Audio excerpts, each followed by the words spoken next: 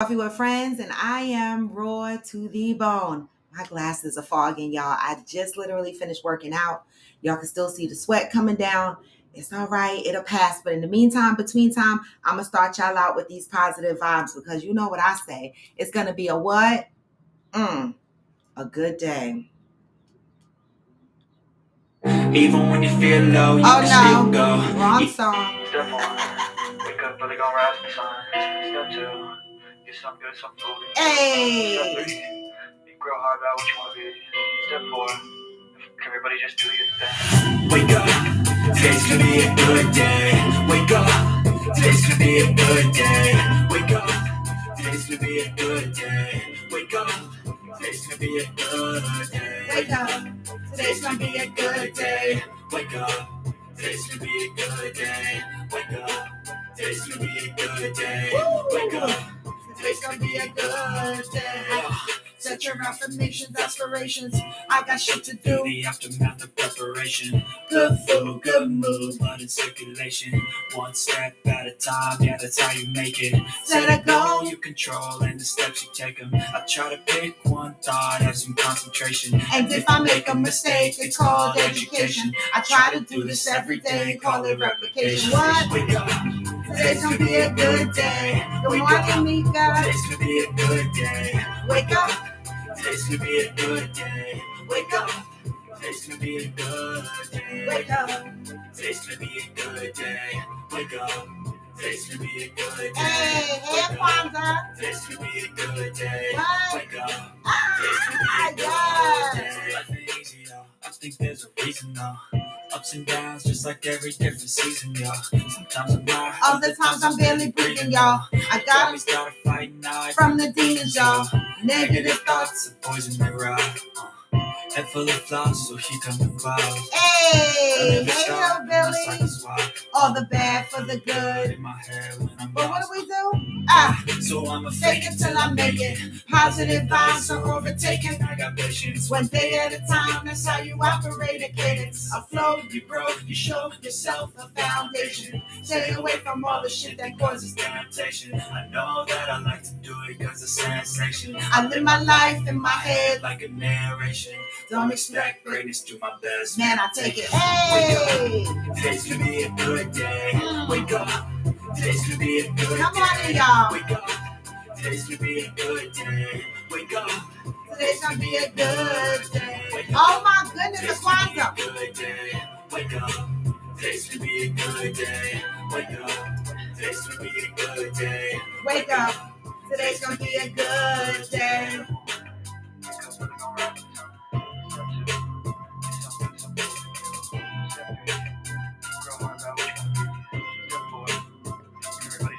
Hey, good morning. Happy Tuesday, y'all. I'm all confused as what day it is of the week. I've been working weekends and weekdays, and I had a hectic weekend. And y'all already know because it's Tuesday and I was on here yesterday. But after I hung up on this podcast yesterday, my work day was completely fucking hell. I mean, you know, the one thing that I never understood is no. Go ahead for your appointment, Aquanda. Get that cootie cat waxed. You know, I didn't think I mean, work has been so crap. My glasses keep fogging because I'm still sweating. I didn't think work can get any crazier. I mean, work has been so crazy, y'all. Like, I can't even think between work, trying to prepare for Cancun, and everything. It's like I feel like, oh, and I'm behind on my body butter orders. I have several orders. I know Deb ordered from me on here. I have several other orders in the somebody help me. I have so much shit to do, y'all. I do. And so I hope my customers in the body butter world understand and they know that I'm doing the best that I can. But I'm going to be starting to blend between today and Thursday, get these orders out by Friday, and move on to the next thing, right? And so give me grace, y'all. Give me grace. Now, moving on to Aquanda, who has her bush appointment. Now, Aquanda, you watched me walk this road. how many months now have I been getting my cootie cat waxed? Several months, right? Damn, a lot of months now, right? About 4 or 5 months. And the first time I went, I was scared. Remember that, y'all? So, Quanda, where are you going to get waxed? Are you going to European Wax?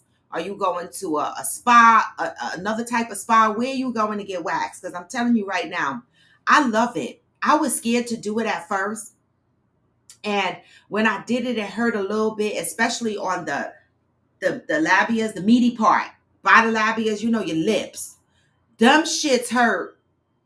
You know, okay, European Wax, that's where I go. The lips hurt the worst, right? Because, you know, y'all know my nickname is Mama Tusi, so y'all know I got a fat cootie, right? And so because it's fat, it's meaty on the lips. So when they go to pull that shit, I be like, huh, can you hold it? Because the fuck hold my shit while you pull that purple wax off. But I have gotten used to it, and now I look forward to my wax appointments. My favorite part is my ass. When they go up my ass and they rip the hair off my ass crack, I love it. I know that sounds like some kinky shit, but everybody that gets waxed has said they like the ass area.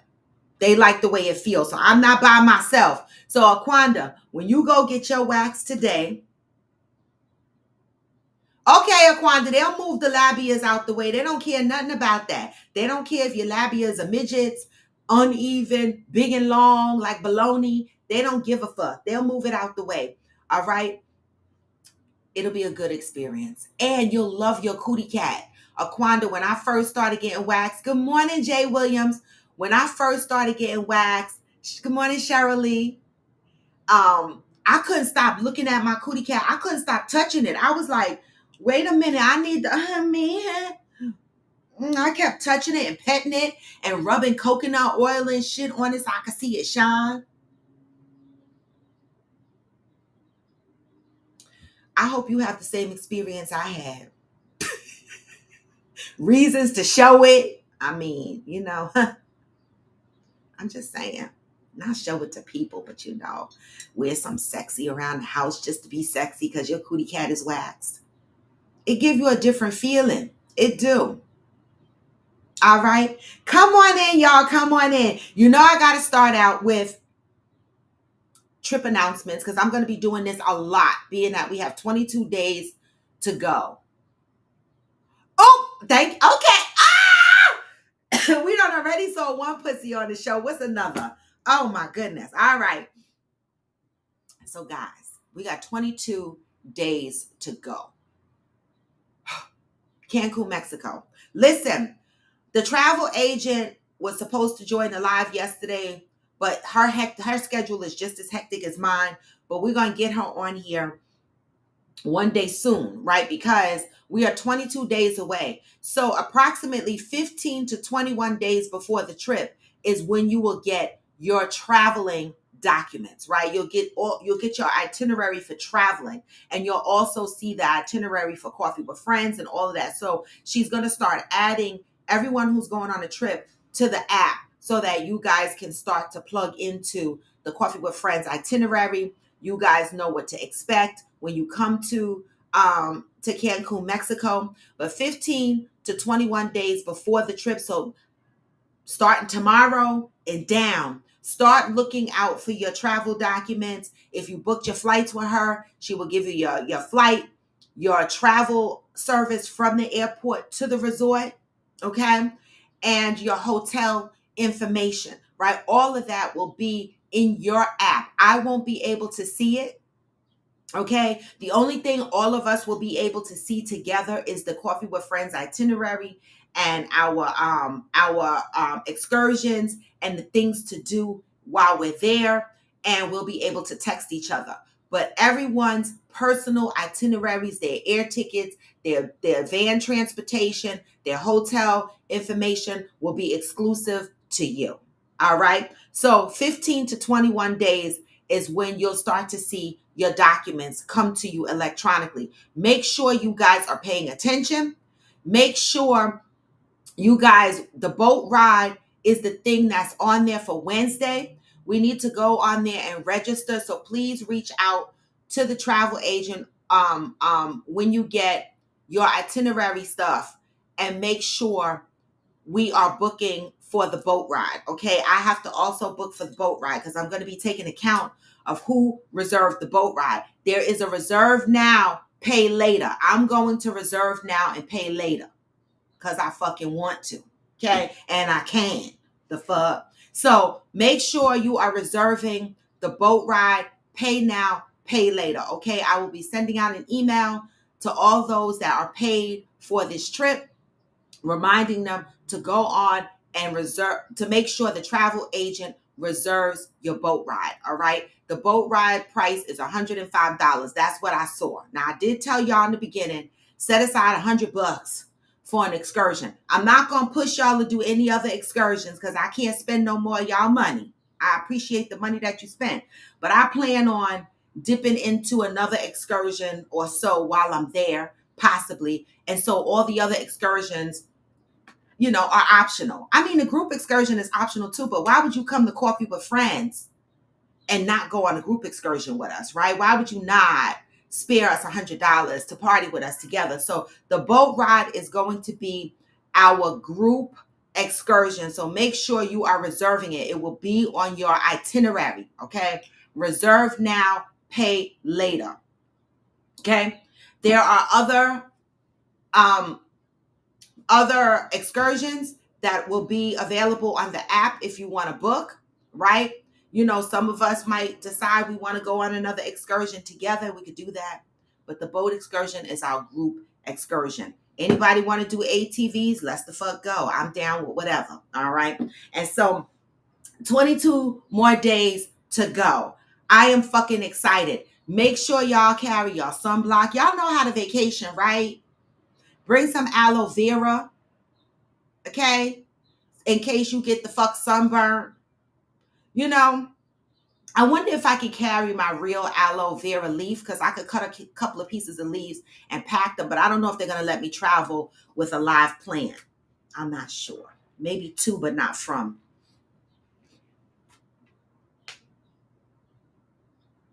Good morning, Angel. All right, so 22 more days to go. I shared with y'all what the app is going to look like. We have card games, we have drinking games, but keep in mind, y'all, this is a healing platform. So in all the drinking and in all the card games that we're playing, we're still going to have real talk moments, right? In-person coffee with friends, conversations, right? To unpack some shit. Even though we're on vacation with the palm trees, we're still going to be talking about some deep shit. Oh my God. I can't stop sweating. I'm still in thermal mode. This bike is fucking me up. Okay. I took a class today thinking that I was taking, I took Hannah Corbin. And I was like, sometimes Hannah's classes are so hard. And I've been riding this bike beastly. And my legs hurt. And I was like, you know what? I almost took a low impact class. But then I was like, nah, don't be a bitch. Right? And so I picked Hannah Corbin thinking, okay, Hannah's not going to be so bad on me. This bitch.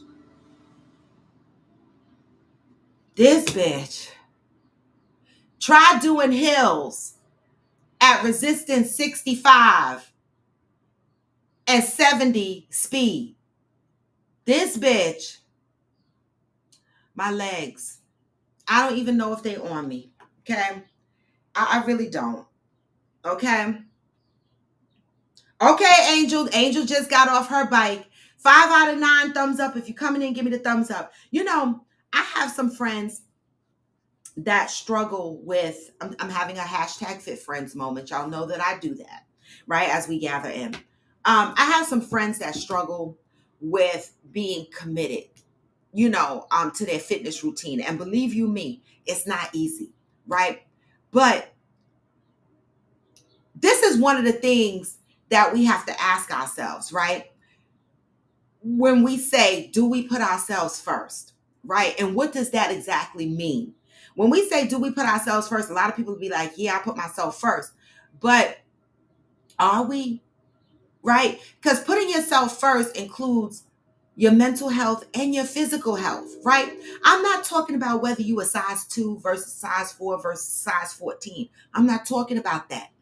I'm talking about being your best self, right? And so one of the things I say to myself is, and I say it all the time on this show, good morning, Deb. I just mentioned your name. Please have patience with me. I'm going to blend these body butters between today and Thursday and get them out this weekend. I just been so busy. Okay, Deb, I got you and several other customers that are probably cussing me out right now. You probably got an email from me that says it's in progress.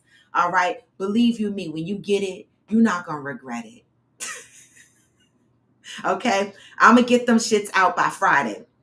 All right. So I talk about hashtag fit friends topics on here every now and again, but seriously, y'all, my mother, I'm so proud. She's not on here yet.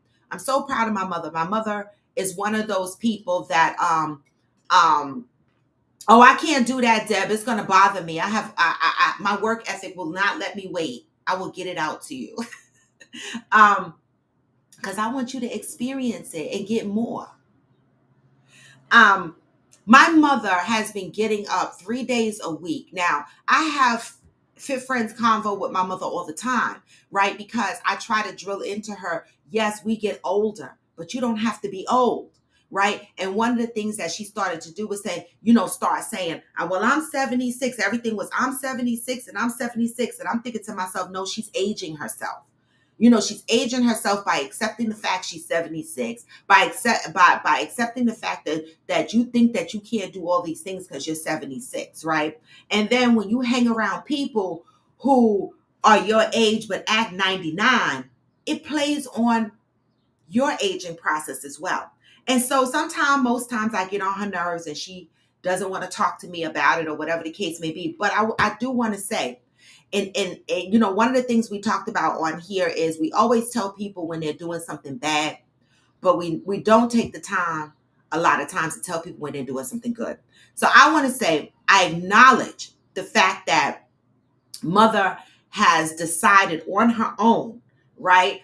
She got the little bug, and 3 days a week she is downstairs in her gym in her building riding her bike for 30 minutes, plus she does a 5-minute cool down, right? And I'm so proud of the way she does it, right? She says, okay, I get on the bike and I do my first 15 minutes on level 1.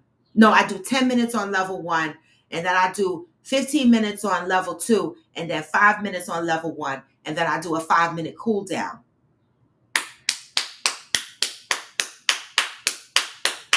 I'm proud of her because I said, Ma, let me tell you something. I don't care what you do, how you do it. The mere fact that you decided, right, to commit to yourself, right? And you said, I'm going to do this Monday, Wednesday, Friday. I'm going to get up early in the morning and I'm going to go downstairs and ride this bike for 30 minutes. I can't ask for nothing more, right? I can't ask for nothing more. We get older, but we don't have to be old. Don't have to be old, right? All the aches and pains that we feel, we need to exercise. We need to build strength in our bodies, right? We need to build strength in our minds. So when you think about working out, that's right, let me inspire y'all. When you think about working out, don't think about it in a way of, I need to lose 10 pounds. I need to fit into a dress. Don't think about, I used to do all of that. And what that did was it had me doing them fast diet binges. It had me doing these gimmicky, quick fixes, right? Just to be the body I wanted. No more. Now, my commitment is beyond what I want my body to look like. My commitment is about committing to myself, period. Being able to say, this is something I want to do for myself, my mental state and my physical state. And I'm going to commit to this the same way I get up and I go to work Monday through Friday and sometimes work on the weekend and commit to them motherfuckers. The same way I commit to going to get my cootie cat wax. The same way I commit to going to Total Wines and get my fucking whiskey and my wine, right? That's the same way I can get the hell up and spend 30, 40, 50 minutes with my body. Yes, this is for anybody who needs to be inspired. Don't focus on the pounds. Focus on the commitment. Okay? Your mind and your body will show up. And when it shows up, that will give you the drive to keep going, because then you will see you feel different. Your energy levels are different. You're starting to look different.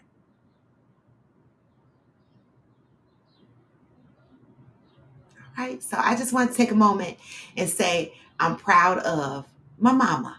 All right, who has committed to getting up and doing something with herself, right? Because you know what she said to me?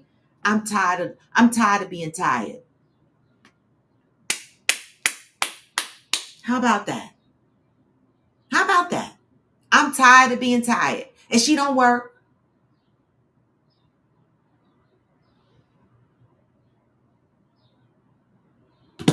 So that was my hashtag Fit Friends moment. So let me inspire you. I know some people be like, this bitch coming out with another video. Yes.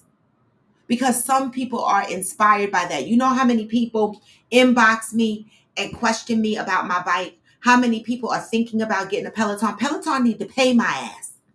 Come here, Peloton. How many motherfuckers jump in my inbox talking about, oh, I'm going to get that bike. That's all you doing? That's what your body looking like just off that bike?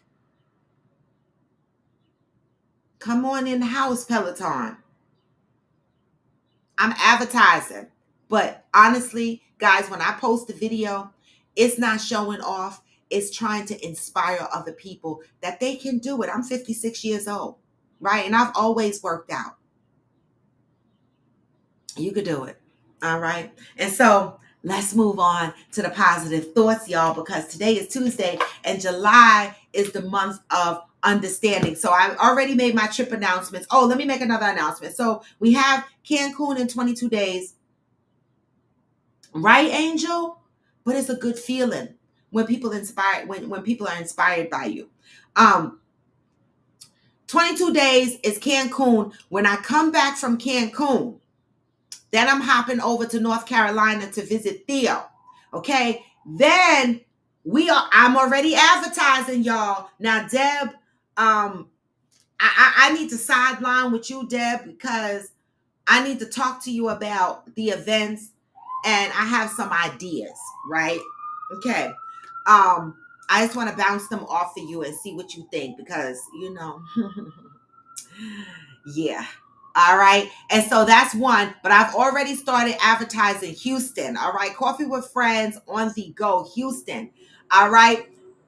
Check my advertisements. I don't want nobody to say that I didn't tell y'all we were going to Houston. Coffee with Friends is popping up in a town near the fuck you. November, it will be Houston. We will be doing our Friendsgiving there. We will be doing our motorcycle ranch style barbecue, backpacking. You know what that means, getting on the back of somebody's motorcycle, for all those that want to do that. Okay. Horseback riding on the trail rides and wine tasting. So we got a lot of shit to do. So we got to plan this and coordinate this properly so that we can figure out how we can fit all of this in. All right. I'm getting there on a Thursday. And so I might do some shit that maybe other people are not interested in doing. Like I might hit the ground and might run off and try to do a trail ride on the horses. I don't the fuck know. But we got to figure all of this out and figure out who's going, what time they're landing, where everybody is staying. And then we have to put together an itinerary that says, this is where we're going to be from this time to this time. These are the activities, so that people know to get where they need to be, right? We also need to talk about how people are getting around right now. I mean, Uber, right, is a thing. I'm staying with Damaris at her mother-in-law's house. And so I don't know if we're going to have a car. I don't know if her mother-in-law drives, and we're going to use her car. I don't know if we're going to rent a car, but either way, we're going to have something. We're either going to rent a car, or we're going to use her mother-in-law's car, or something, but we're going to have something. I know, Deb, I know, but me and you got to talk offline about the activities. I want to grab you and Fancy K and just throw some ideas off of you guys. All right. Protagonist says,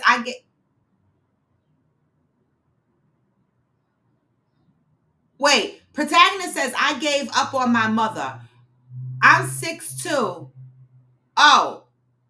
My mother, her. I'm 62. It's too much for me. I'm convinced people who make excuses like the victim mindset. Because how you eat on a schedule and not walk? She's only 62? You see what I mean? You age, but you don't have to get old. She's 62. I'm right behind her.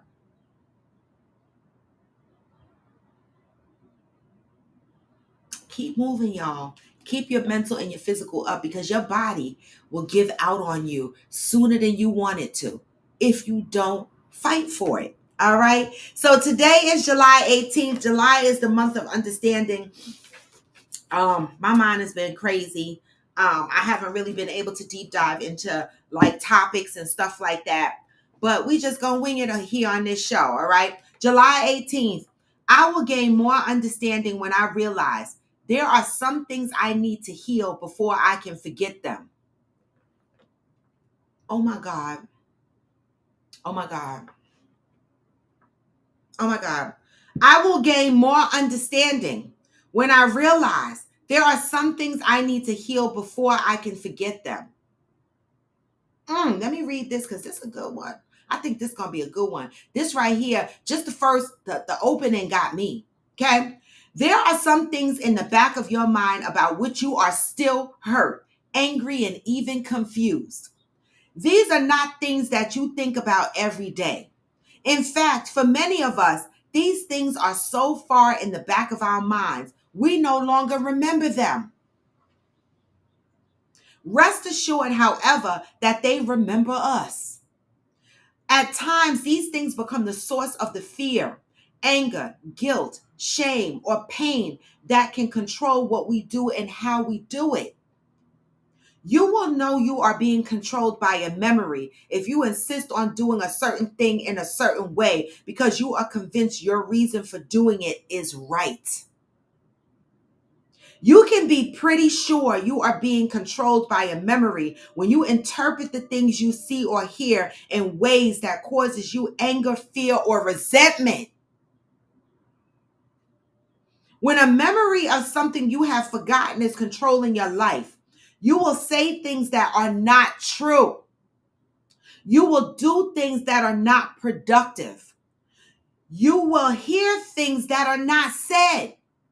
You will see things that are not there. You will respond in ways that are inappropriate and out of character. In these cases, your soul is calling out for healing. I know these motherfuckers. What was going on then will continue to happen now as long as you forget to remember it. A repressed memory will push itself into your consciousness to be healed. It will stand up until it receives the attention and the recognition it deserves. Everything you have experienced deserves to be honored and embraced. Yes, some things also need to be healed. Until you are willing to remember the things you have learned to forget, you cannot participate in or benefit from the joys of healing your life. So many miserable people out here.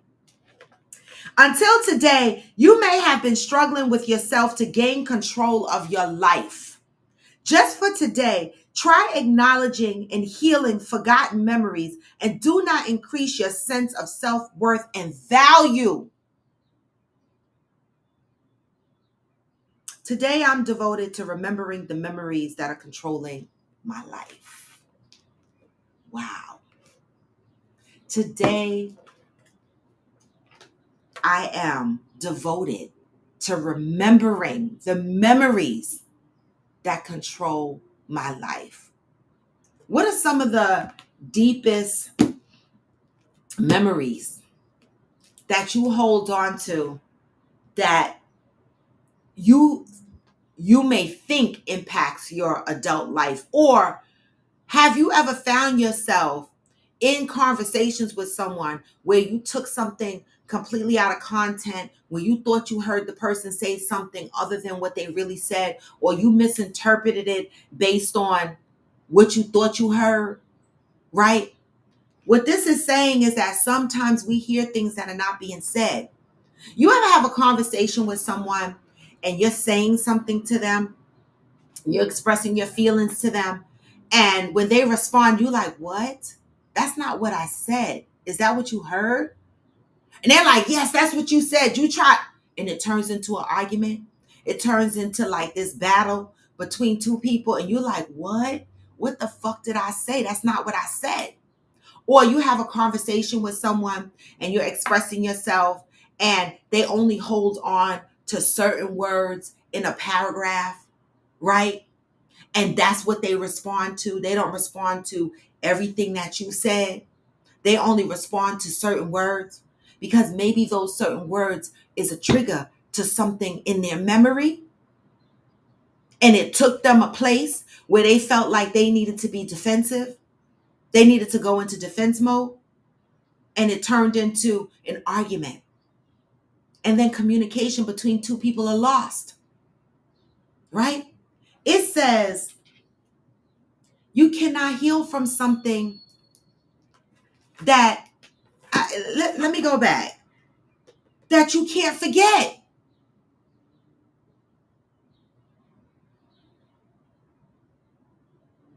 So when we say the saying, I forgive but never forget, what does that really mean? Because this says there are some things I need to heal before I can forget them. So is this saying once we heal, we should be able to forget?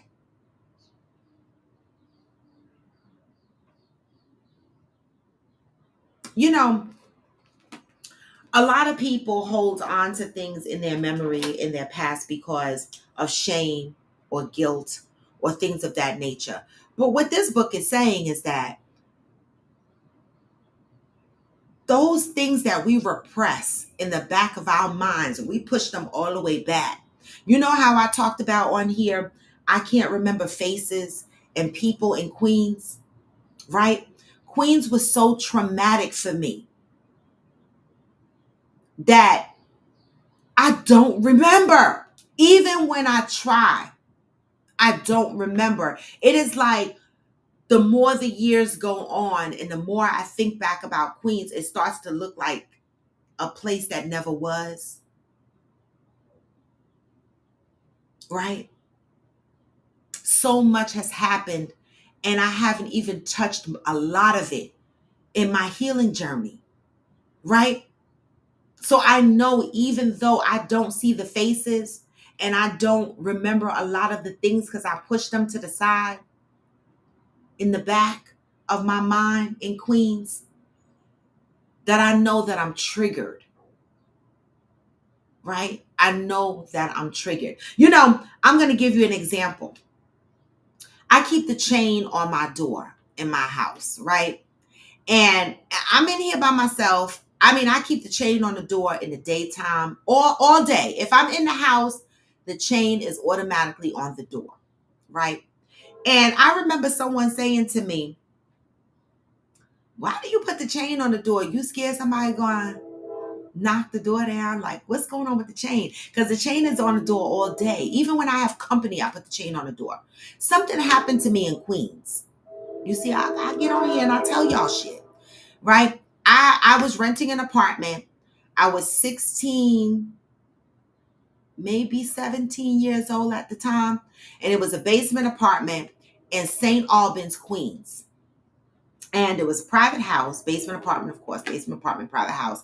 And I knew the people on the top floor. The first floor, I didn't really interact with them, but the people on the second floor of the house, I interacted with them, right? Now, during this time, and you know, when I was living in this apartment, my baby daddy, this was our first apartment or second apartment? First apartment. I think it was our first apartment. He started the crack shit. This is our first apartment. He started the crack shit. I didn't know. I was very naive about drugs. All right. And so in this apartment, I remember him getting up in the middle of the night. Story time. I remember him getting up in the middle of the night all the time. And I was like, what the fuck is going on? We had a 1 bedroom. My baby's crib was in our bedroom. The bathroom was through our bedroom.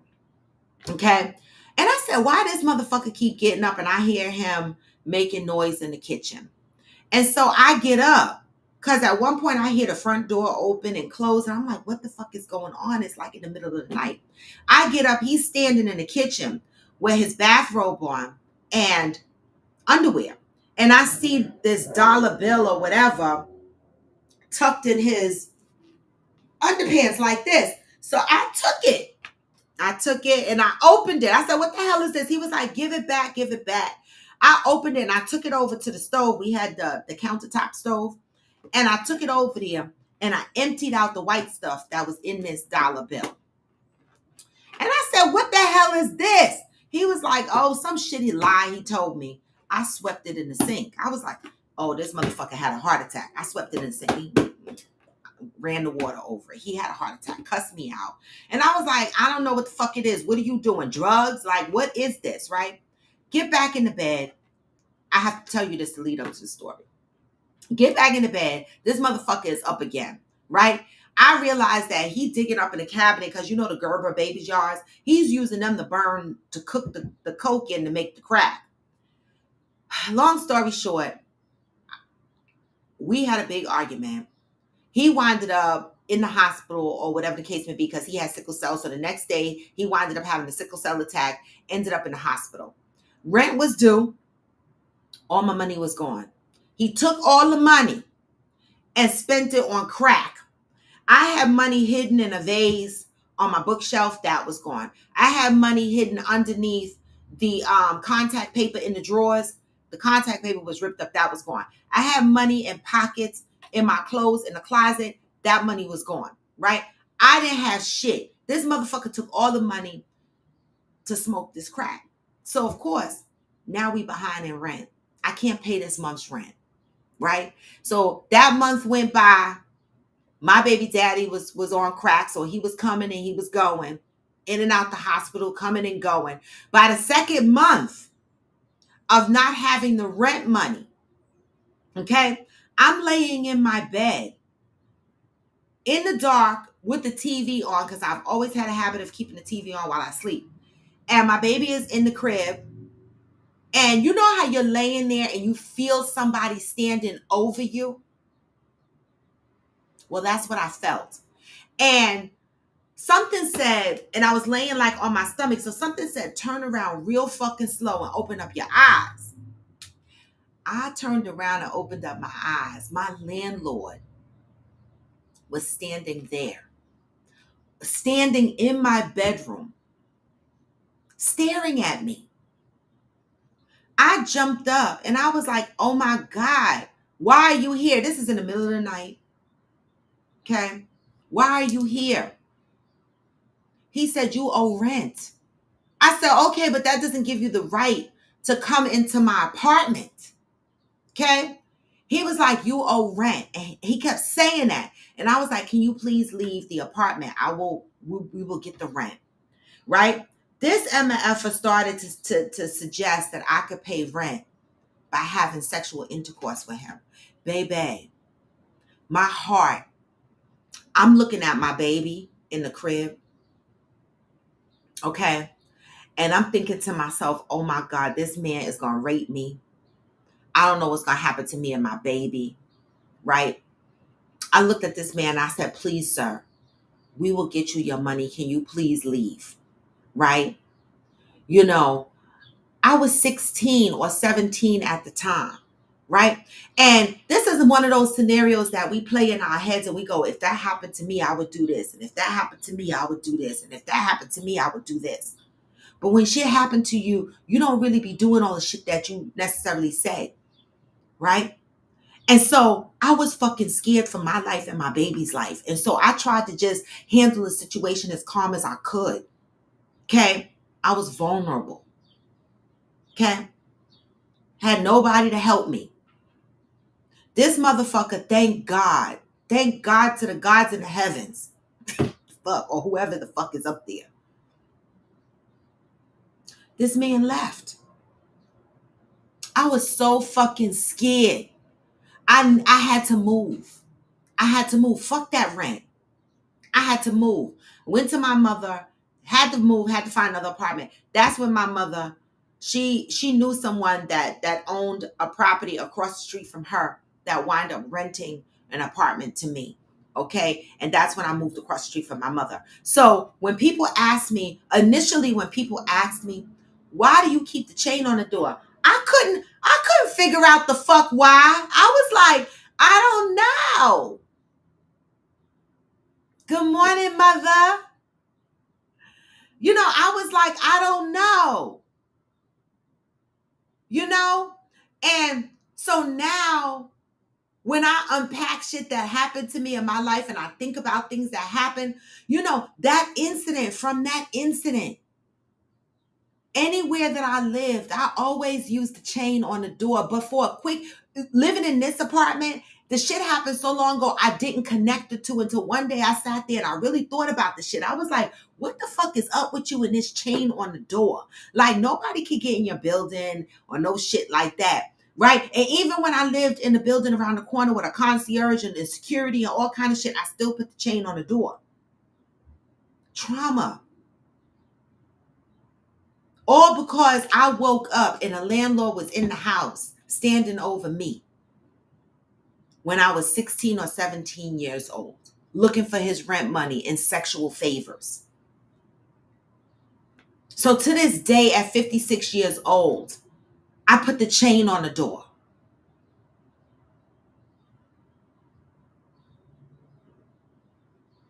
Trauma. But I didn't understand it was trauma. I didn't understand any of it. These are the things that I learned as I am unpacking on this podcast, Coffee with Friends, and with y'all. I'm learning myself and I'm unpacking my own traumas. And I'm understanding why I move the way I do. Deb said that's that PTSD roar. Oftentimes we repress things that happen, and then out of nowhere, we are reminded of an incident and it all starts to make sense. Zen said, Angel, you know this happened back in the 50s. This don't happen no more. I know you lying. I know you lying. All right? I know you lying. I need to find out if there's a statute of limitations. We can make some money, Raw. I don't remember his name. Again, I told y'all, I don't remember people's names. And their faces are blurred to me. In Queens, a lot of people's faces are blurred to me. Okay? Because of the trauma that I have taken in from Queens. Like, people, commend me for being so strong, but am I? Or do I just repress everything so that I can continue to move on? And I think that's what I did, right? In order to survive as a young single parent, I used to just push things to the back of my mind and go, stay the fuck over there, because I got to keep going this way, right? But didn't realize until I entered my healing journey that a lot of the shit that I'm doing and a lot of the ways that I'm moving is based on some of that shit that happened to me back there.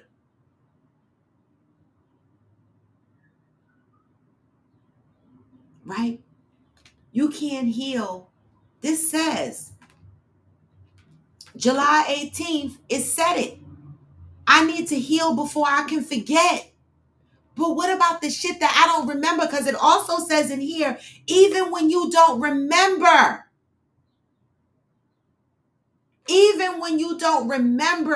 these traumas and these pains and these triggers show up in your life. And you don't even realize it. Like, for me, I've read was it on TikTok?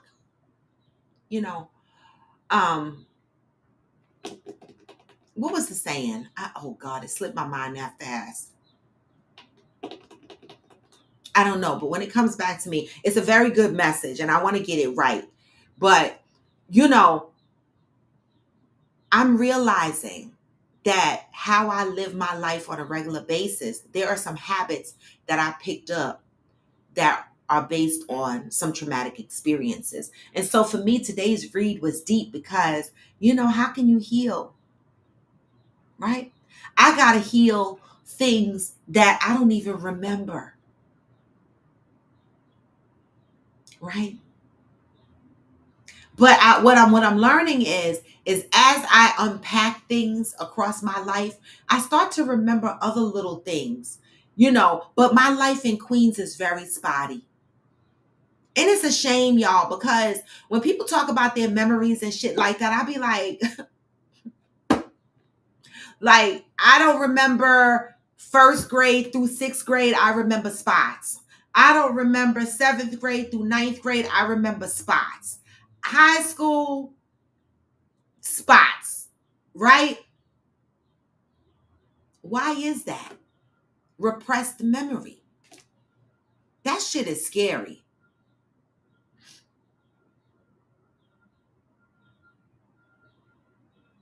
Yes, Angel. That's why laws are the way they are, because motherfuckers try to do. See, when you live in the hood and they know you struggling, and he probably knew my baby daddy was on crack, right? And he probably felt like I was going to do anything I could to maintain residence in that apartment. But that ain't never been me. If I suck your dick or have sex with you, it's because I want to, not because I have to for money, a roof over my head, to eat. I'm not doing none of that for that.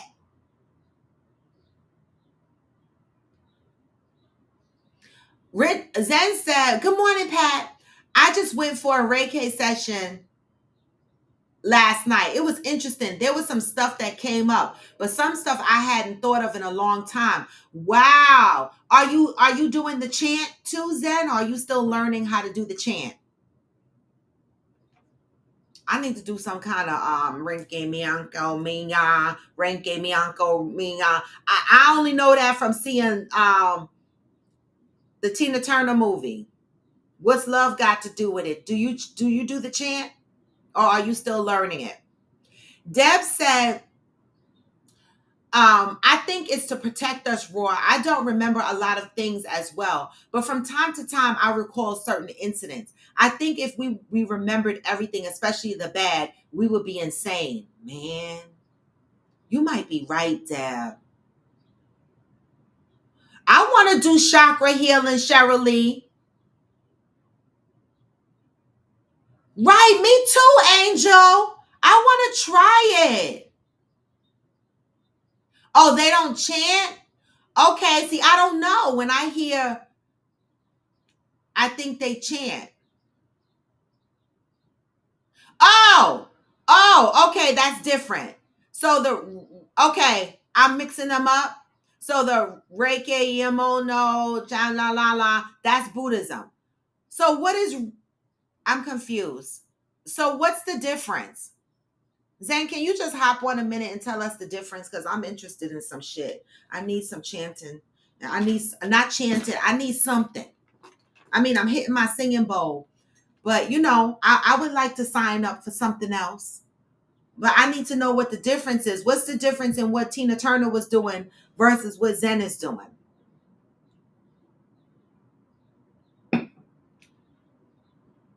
Trying to get my chakras clean. About your chakras. Yes.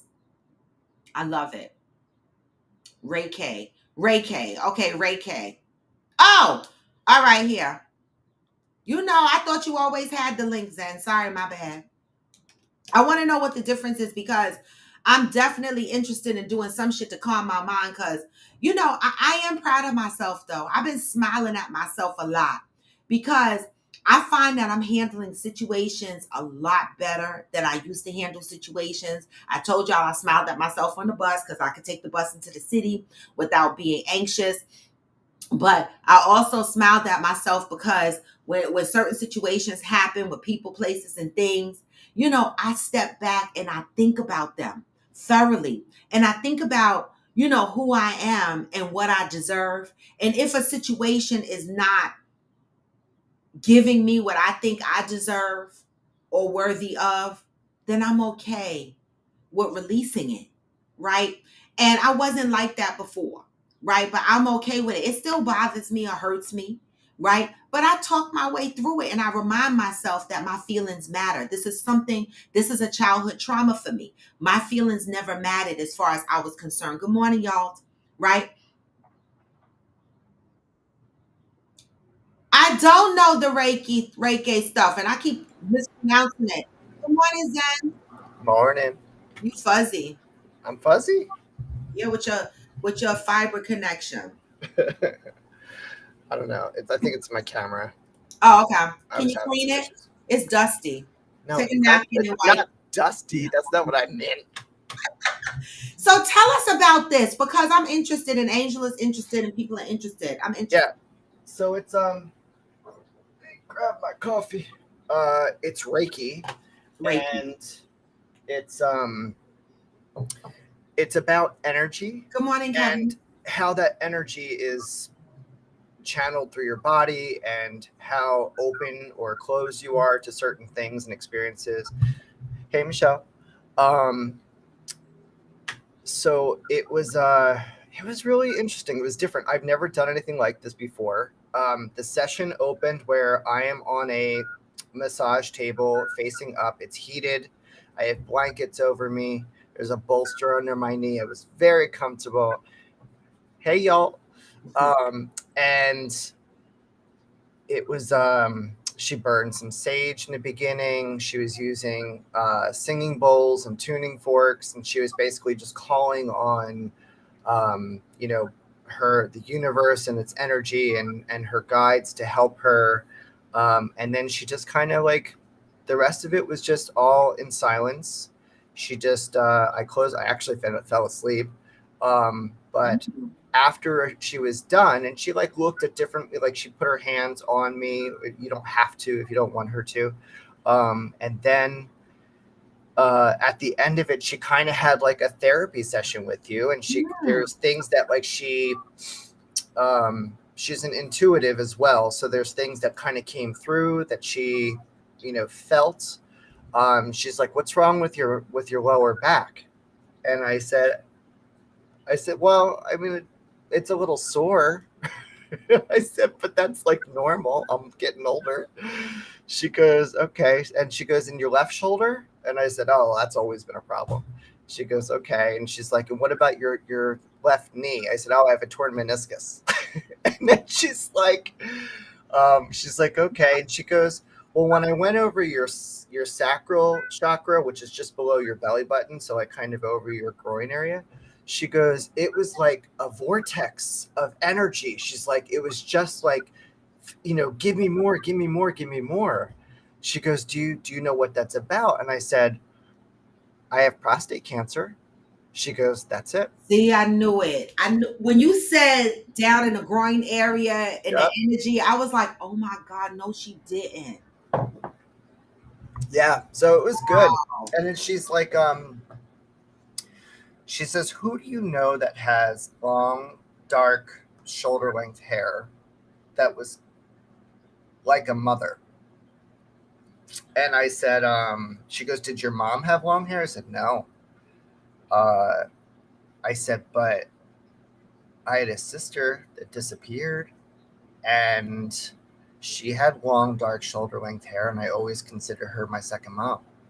I never met her. She was already gone when I met you, right? Yeah, I was 5 when you were young. Yeah, I remember that story. You told me that story. So we met. And that just led into all sorts of other stuff, and we just chatted for a long, long time. But it was really good. I definitely will go back to kind of continue. There's things she says, she's like your throat chakra, your heart chakra, your sacral. Those are the ones with the biggest issues. But definitely, she's like, "You're in the community now." She's like, "There are things that you can do. You don't have to come here," because she's like $125 for the session. But I can tell you the initial session, it started at 8:00. I didn't get out of there until 9:45. Oh, then the money was worth it then. Totally. Yeah. And she was really cool, super chill. And it was nice. It was really nice. It was So she relaxing. gave you suggestions on what to do for like your throat chakra and stuff like that. Like, Not really. She just basically says, she goes, "Do you do yoga?" And I said no. And I told her about an experience I had a while back. God, I don't even remember how many years ago this was, but me and a friend of mine in town here, they had this yoga studio. And we're like, "Oh yeah, let's go do it. It's all about stretching and blah blah blah, whatever."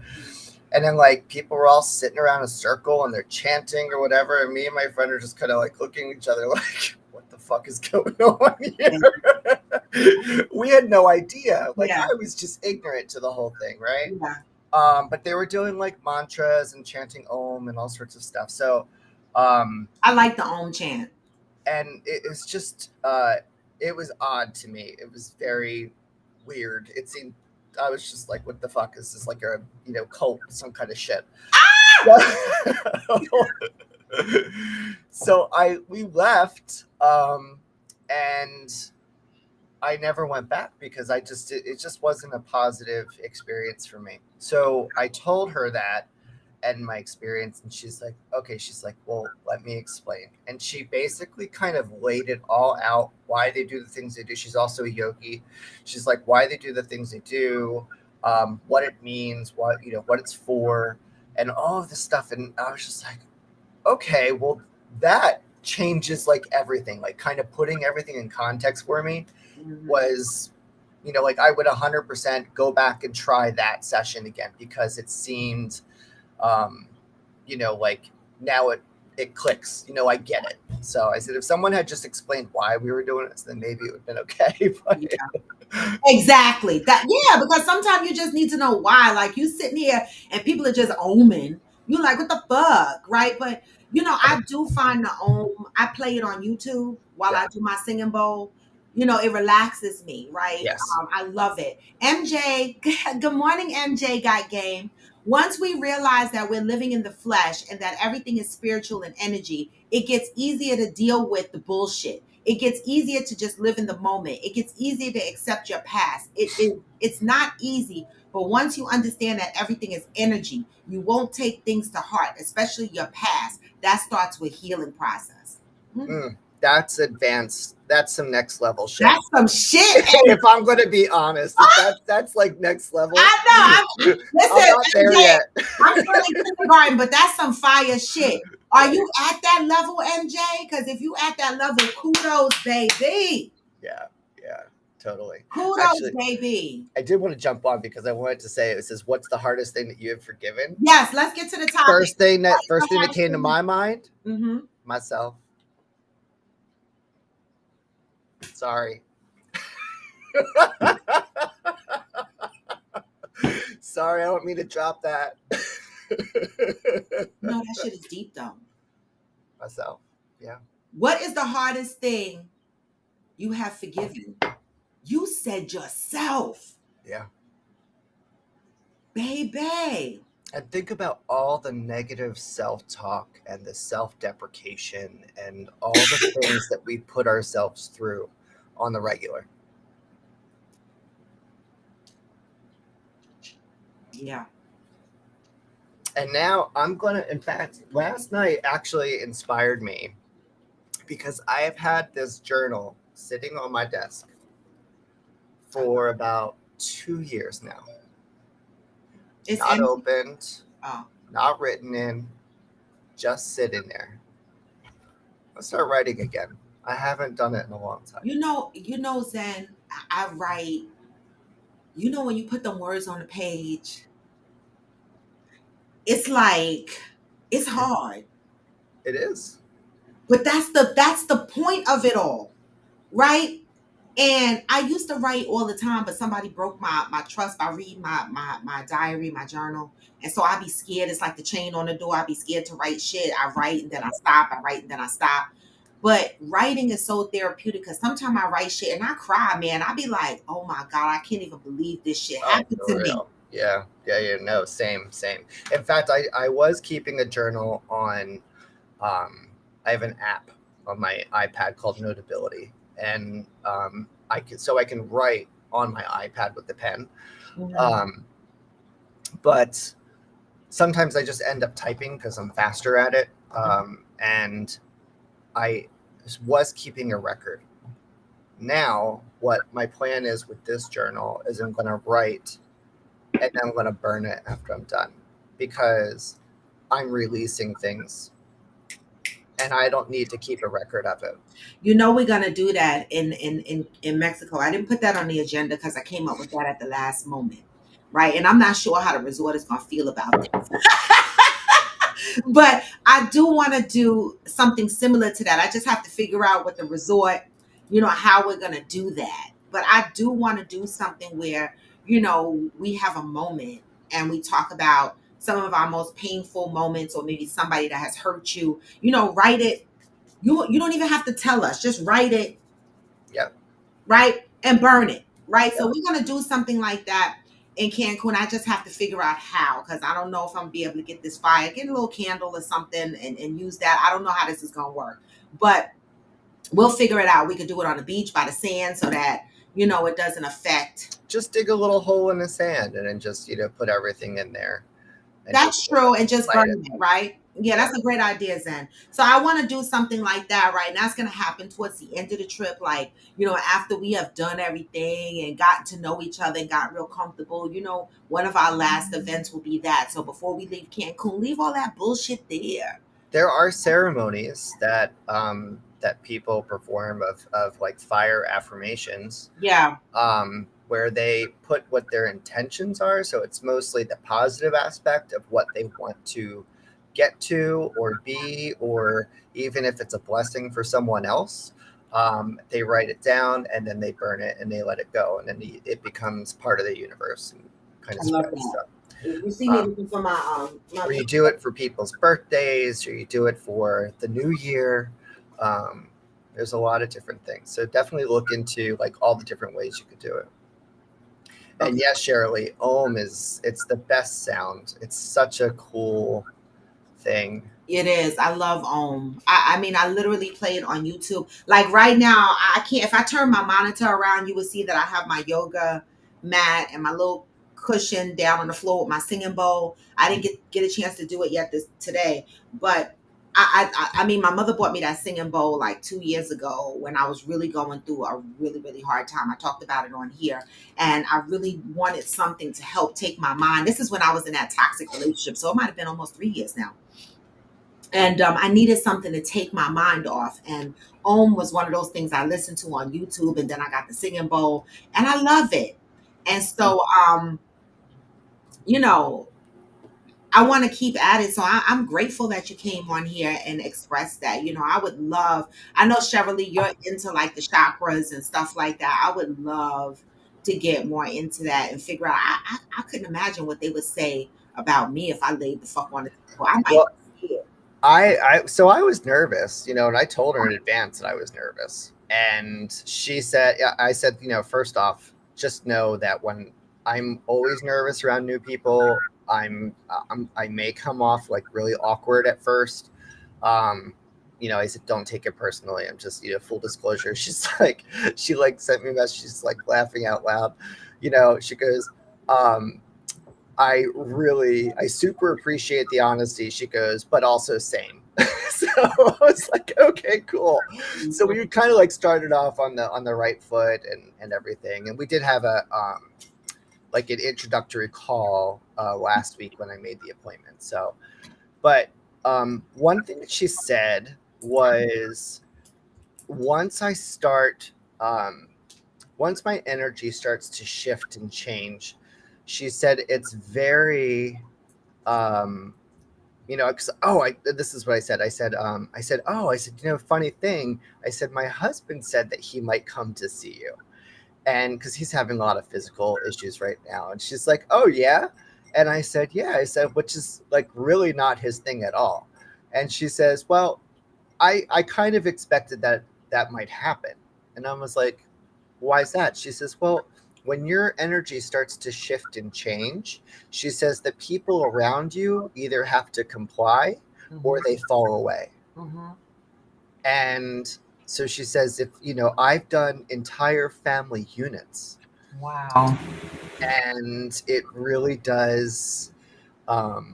There's something to it. So she says, I expect that he would be here and he would be welcomed. So, and I think it would be good too because he's not a talker or communicator, and it might be a good medium for him to kind of, get to, because it's not like technically a therapist, but he can, totally chat and talk and be open to some things. And he loves you. Yeah, exactly. Yeah. I mean, there's that. Duh. Yeah, definitely. I love that, Zen. I really appreciate you sharing that. And MJ got game. I'm so happy for you. You dropped that deep deuce, and a lot of us are not at that level yet, but she says she is at that level. And so I'm so proud of you, MJ.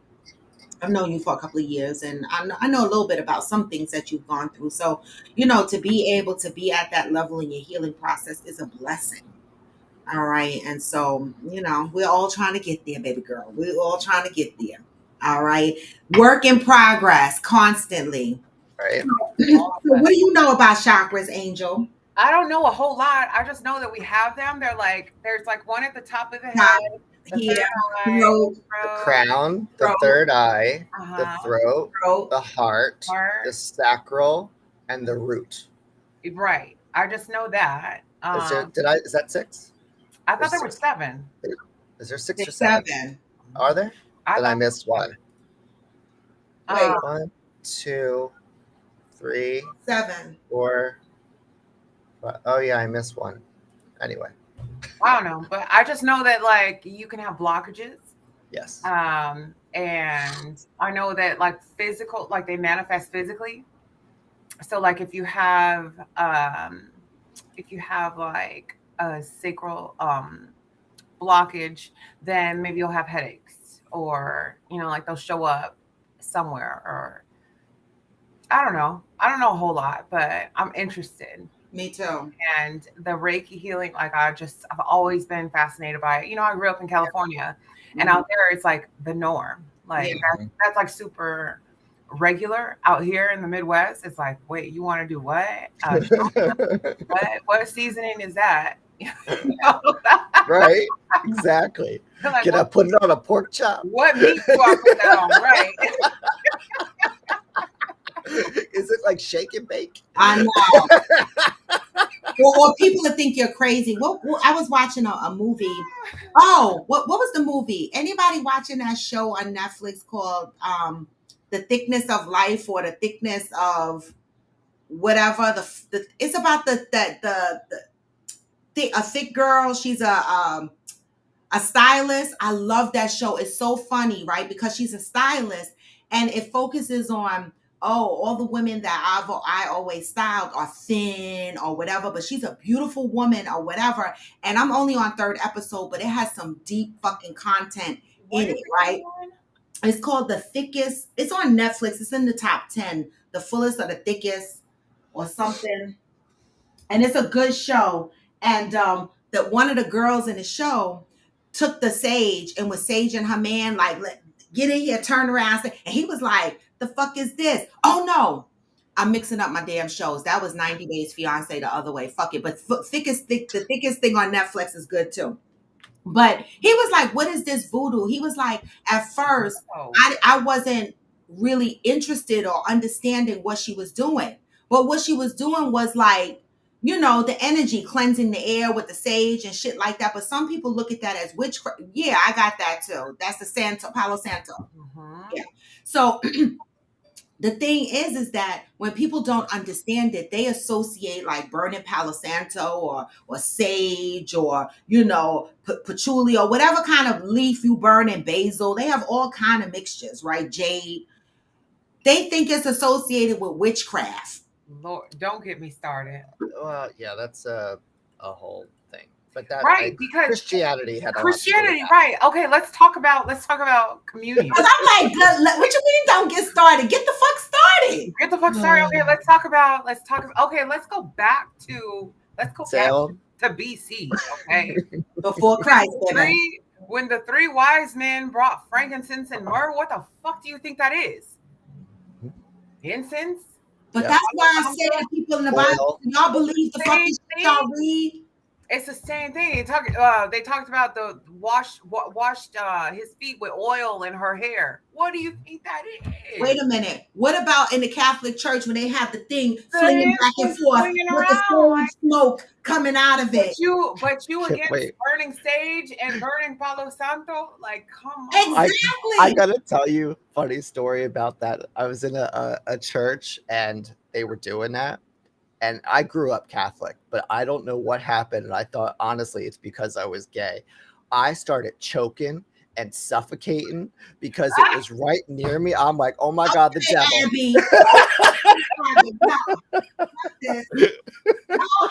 Possession in the church.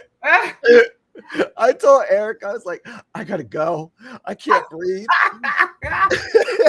I went outside. I was like, but it's like if you go to any church, they all smell. They have a smell. And why? Because they're burning incense. Exactly. Yeah. And that's to cleanse, but it's a form of ritual. And it's funny because they eat that body and drink right. I'm saying mm-hmm. I had to heat up my coffee because y'all not gonna get on my nerve with these exorcisms in the church. Because what is going on, Zen? Why were you choking? I don't know. It's you said because you thought you were gay though. Like I'm trying to figure out right because like what had to do with the other. Gay being in the church, like some people say like if a gay person walks in church, it's gonna fall down. because it's against the religion. That's the only thing, right? So MJ, go to bed listening to affirmations on YouTube or Spotify every night. It programs your mind. When you wake up, write a gratitude journal. Everything you're grateful for that you have already, and write everything you're grateful for that you haven't done yet. I can tell you the amount of things, situations, and people I have manifested. Wow. Yeah, manifestation. That's a good one, MJ. Manifestation is a whole... I do manifest a lot, but I don't write it down. I like that part when you said, well, the affirmations at night, beautiful. That's a great idea. Instead of me falling asleep to stupid ass Tubi, I could fall asleep too after Tubi. I just go on a corny movie and go to sleep. Instead of doing that, I need to put like some kind of affirmations on. But I love the fact that you said when you wake up in the morning, right? Because one of the things that I try to do now when I wake up in the morning is do a prayer. Be thankful, grateful for another day, whatever, right? But beyond that, you're saying write it in a journal. Write your gratitude in a journal, everything you're grateful for. And even the things that you haven't even done yet that you're grateful for. Mm-hmm.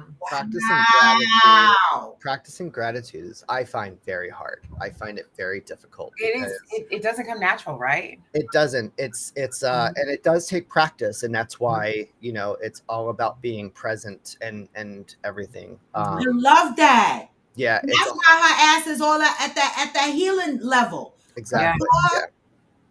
That's a good one, MJ. MJ, so it sounds like you've been doing this for quite a while because you are beyond definitely where I am, but for sure, like you are. I'm still in the ghetto. I'm still in the trenches, baby. Listen, I've been practicing gratitude every morning. Like I read something. It was like every morning you roll over, you grab your phone, and you start scrolling or whatever. And so in the morning, I take time while I'm just laying there to just say thank you and just be gracious for what I have currently, right?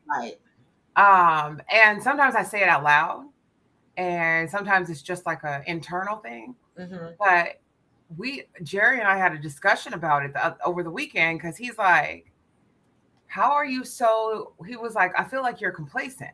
Like you're just happy like where you're at and you don't want more. And I said, what makes you say that? Like, why? And he says, well, because you started doing that thing where you're just thankful for in the morning. And I just list everything. I'm so thankful that, I live in this house. I'm so thankful that there's a river right across the street from I had to go down and it changes every single day. Right. And I'm like, well, if you want more, you need to be grateful for what you have. Like that's part of to me, that's part of like growth, is to be like, okay, I'm so grateful that I have this, and I'm going to be a good steward over this. Yeah. And then I'm going to push forward and try to get more. Like, that's my mindset. And Right. it was just like an aha moment for him. He's like, oh, that's it. He was like, you're not just grateful that you have it and like, that's it. I'm like, no, it's not, period. It's thank you. I'm grateful. And I want more. Yeah. A friend of mine teaches mindfulness, and she actually does it for companies, and she does it for her own community and stuff like that. And she started talking about a lot of it with me, and I wasn't ready to receive it at the time, but I'm kind of open to it now, because it is about gratitude, being present, understanding where you are, where you want to go, making sure that you're putting positive energy out into the universe and not just the negative. Like when you say, I don't want to put something in there, right? Like, I don't want to get sick. Well, you're basically saying you want to get sick, right? I want to remain healthy. I want my health to increase, is what you should be saying, right? And it's about kind of like shifting that whole mindset, because mine is always negative, right? Again, what's the hardest thing you had to forgive? Me, because of my head, and because of the things that I thought, or the things that I believed, and or the things that happened to me that were my fault, or not to me, but things that happened, in situations that occurred that were my fault. But yeah, those are things that I have control over, and that's where I'd love to start this journey, because I've probably been on this journey, but I feel like now I'm just kind of starting to walk, right? I may have been sitting by the side for a little bit on a park bench, watching people pass by, but now I feel like I'm going to get up and I'm going to start walking the path a little bit. I love that. So MJ said, it took a lot of work. Robin can tell you how petty I used to be, baby. Seriously. All right. I had to stop that. That energy attracts more of what I don't want. I changed my way of thinking. Me being petty had a lot to do with my own insecurities. Once I understood that, I changed my thinking. Once I started loving myself, everything changed. MJ, I love that for you. It's been when I met MJ, she was in her petty stage, and it was funny, right? Because when she was being petty, it seemed funny, right? But it probably hurt some people. You know what I mean? But we're not thinking about that at the time. So to hear, I have not hung out with MJ in years, right? And I have not really seen you be petty on social media, now that you say that, right? And so I love this for you, MJ. And I know how hard you work as a mom and as a person in your career, and on your mental on your mental health and your physical. So it's beautiful to hear this is where you're at this point in your life. I love that. And I love that you shared that. Watch The Secret. It talks about all of this. The Secret. I read that. That was a book. Yeah, I read that book. I read that. Is it a movie too? I didn't know it was a movie. Yeah, I didn't know it was a movie. Yeah. The Secret. All right, I have to look and see where it's streaming. I'm sure it's out there streaming somewhere. Yeah. I heard that. I heard somebody put it like, our subconscious doesn't understand the word "don't," right? Correct. So don't think of a pink elephant. You think of You're going to think of a pink elephant. You think, right. So just like what Zen said, I don't want to be sick. I don't, like, your brain doesn't comprehend don't. Right. And it actualizes what you don't want. Yeah. Got it. Y'all said I succumbed to a petty moment yesterday, but today I forgive myself. We are not perfect. The point is that you recognized it and you put corrective action into play. And there you go. Right. That's growth, right? Because some people, be petty, right? But they're not taking accountability for it. They're not, accepting what they did was wrong, and they're not executing forgiving themselves for it, right? That's different. But and let's be real. Let's be real. Some people deserve pettiness. I'm just saying.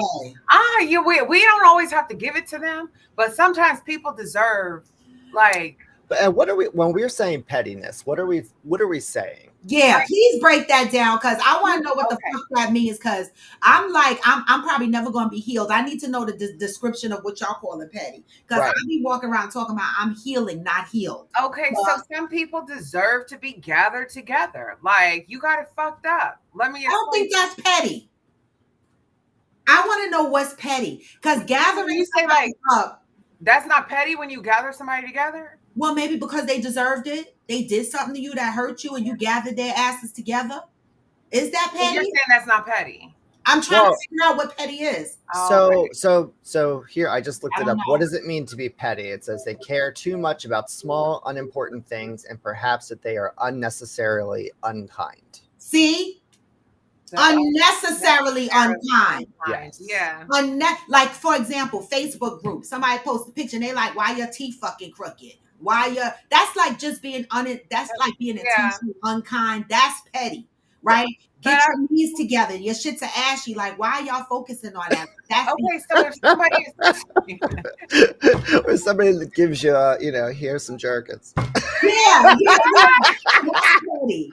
You know, if someone leaves some deodorant on your desk at work, that's petty. If somebody is unnecessarily unkind to you, do they deserve it back? Yes. Yeah, I say they do. But you're not being petty. They were petty. It's right, but I'm saying they deserve it. You shouldn't do it back, right? Mm-hmm. You should let that shit roll. But they will get it back.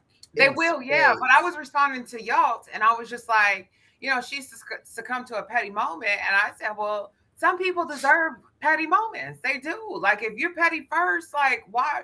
How you can't just throw rocks and then hide your hand? Like, right. You gotta if you are gonna be petty, then stand on it. Shit. Right. For real. Stand on it and be ready. But I'm proud of you for acknowledging that. You gave in and you realize, maybe you shouldn't have. Good morning. Good morning, Go.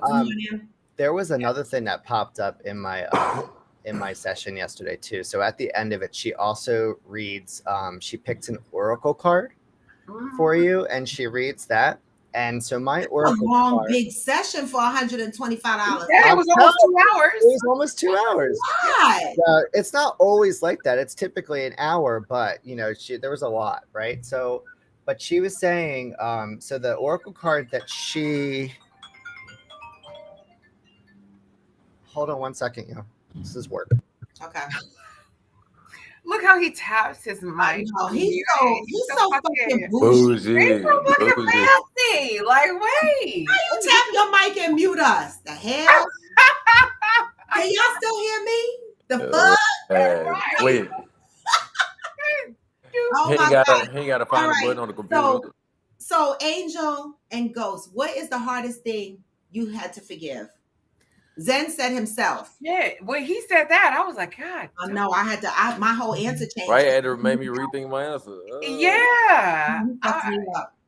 Yeah, but I was thinking more along the lines of like, men that have hurt me in the past. So that's the hardest for you to forgive? I think so. All right, sorry about that. Yeah, Zen messed us up. Because when he said himself, that kind of fucked up my head. I was and here's the thing, like, I have not forgiven myself for some shit. That's what I'm saying. So when he said that, I'm like, wait a minute. I'm thinking of all kind of external situations that's hard for me to forgive. I ain't even thinking about myself. You fucked me up. There was a lot of things that I say that I should have forgave myself for, like, sooner than I did. But the biggest thing I would say really it was hard for me to forgive the man above for taking Chase mama when he was only 10 months old. You know what I'm saying? Like that pissed me off. Man, like that hurt. It hurt. That took a while. And you said forgive yourself. And what part of that? No, not in that situation. I'm saying like just other parts of my life. There were other things that I should have forgiven myself for a lot sooner than I did. But the biggest thing, period, forgiving wise was that. Yeah. And I think, you know what? I can identify with that because there were some hurts in my life. MJ, I could reach this thing and slap your face for that because that's my problem. But go ahead, Angel. There were some things that happened in my life that I had that same issue with, like forgiving God. And that like started me on my journey of like really investigating, you know, if I believed in Christianity. You know what I'm saying? Like that raised a whole lot of questions. And then I went listen, I got my down own the rabbit hole, and I'm just like, wait a minute.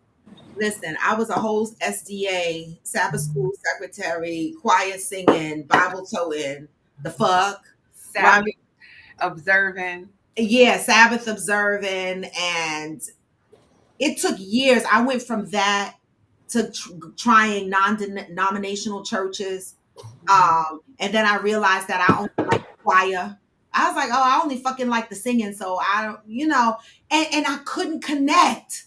I couldn't connect with any church. And I started to feel like, well, damn, I'm fucked up. Like, how you go from being Adventist, holy, and then you jumping around to non-denominational churches. So today, where I am, as far as Christianity, I don't know. I'm like, I believe something. I believe that there's a higher power bigger than me. But I don't believe a lot of things that's written in the Bible only because people contradict themselves. Like you said, when they look at people burning sage and rubbing oils on themselves as something, but are y'all reading the fucking Bible? Right. Like they cherry pick. They cherry pick what they want to believe and what they don't want to believe. Right. And so, I'm so tired of the different religions arguing about the same words that's in the Bible, but they interpret it differently. And I get to the point like, fuck you. Like all of this shit, somebody done rewrote any the fuck way. Like, are y'all really believing like these stories? Like who the fuck who in the Middle East was named John? Who in the Middle East was named Matthew? 1946 is when the Bible was last updated. And they took the translation from Greek. And when it got to Leviticus, they changed the word that was basically meaning pedophile to homosexual. Mm-hmm. So in 1946, it was then codified in the Bible, and it was politically inspired, by the way, between the church and political leaders in the state that they put this in. And at that time, after that version was changed, it went out to all versions of Bibles. So not just like, say it was King James, then it just kind of just went from there and there and there and there, and it got bigger. And this is how it was said that homosexuality is wrong. You see what I'm saying? MJ, you right. It don't matter what church you go to. You can go to church every day. If the church isn't in you, it won't matter. And Cheryl, I'm with you. I'm a spiritual being. I don't know. I can't attach myself to a religion. And you know what? The last draw for me was my ex, because he Allah'd me to death. I mean, I was Allah'd under the ground. I was like, oh my God. It got to a point where I got so disrespectful, right? Because I started saying F. Allah. You know what I mean? Because I'm like, everything I do, you be like, I'll be like, look at you. Allah is watching you too. You know what I mean? So everything, he made everything about me, the person I was, not being good because I wasn't following the words of Allah. You were his mirror. You were his mirror. Right. He was talking to himself. Right. And so for me, now I got to go on mute, y'all. 1 second. Okay. And Johnny, real quick. So yes, I love you for that, right? Mm-hmm. Everybody needs something to have faith in, to believe in, because spirituality is so important, right? And I've been there. That's all I can say is I've been there. I still go to church. I go to a non-denominational church every once in a while, not all the time, but I love the pastor and his sermons, and I do connect with the things that he says because he does break it down in a way that I can understand, and it's not just on ceremony. He puts it in everyday context and situations, and it just makes sense. And it's just about being a better person, right? It's not even about doing just the things for Jesus or for God. It's just about being a better person. And that's why I love that one. But yeah, as far as the ceremony and ritual and all that kind of stuff, I can't get into it. See, that's kind of like Joel Osteen too. Like I don't go to church or whatnot. You know what I'm saying? But like when I did, I used to go to Lakewood. It was like, and I liked it. The only reason why I like Joel Osteen was because of the way that he preaches to you. Like he don't scream at you, holler at you. Like he talk to you, and you relate a lot of his topics for the day with something that's going on in his own personal life. You know what I'm saying? So I mean, it's easy to relate to somebody who talking to you. Yeah. And instead of screaming and hollering at you and shit like that, you know. Exactly. I just I don't know, man. I just got questions. I mean, it's a lot of questions. I'm gonna say honestly, like I believe we've had this conversation before. Like I don't believe in the Bible. You know what I'm saying? Like I don't. It's way too many contradictions in there. Extremely way too many. You know, and it's like the example I gave y'all before. You know, you put 10 people at a table, let one person whisper in the ear of the person next to them, and by the time we get back around to them, it's something different. But you want me to believe this Bible was translated to say the same shit over hundreds of thousands of years? I'm not believing that shit. And there's different perspectives, right? I mean, there's the Bible, the Torah, there's, all the different the Quran, there's all different Quran, different versions, and there are similarities. Yeah. But there's a lot of differences. Listen, the Quran has a statement in there because I told you I was Allah to death, right?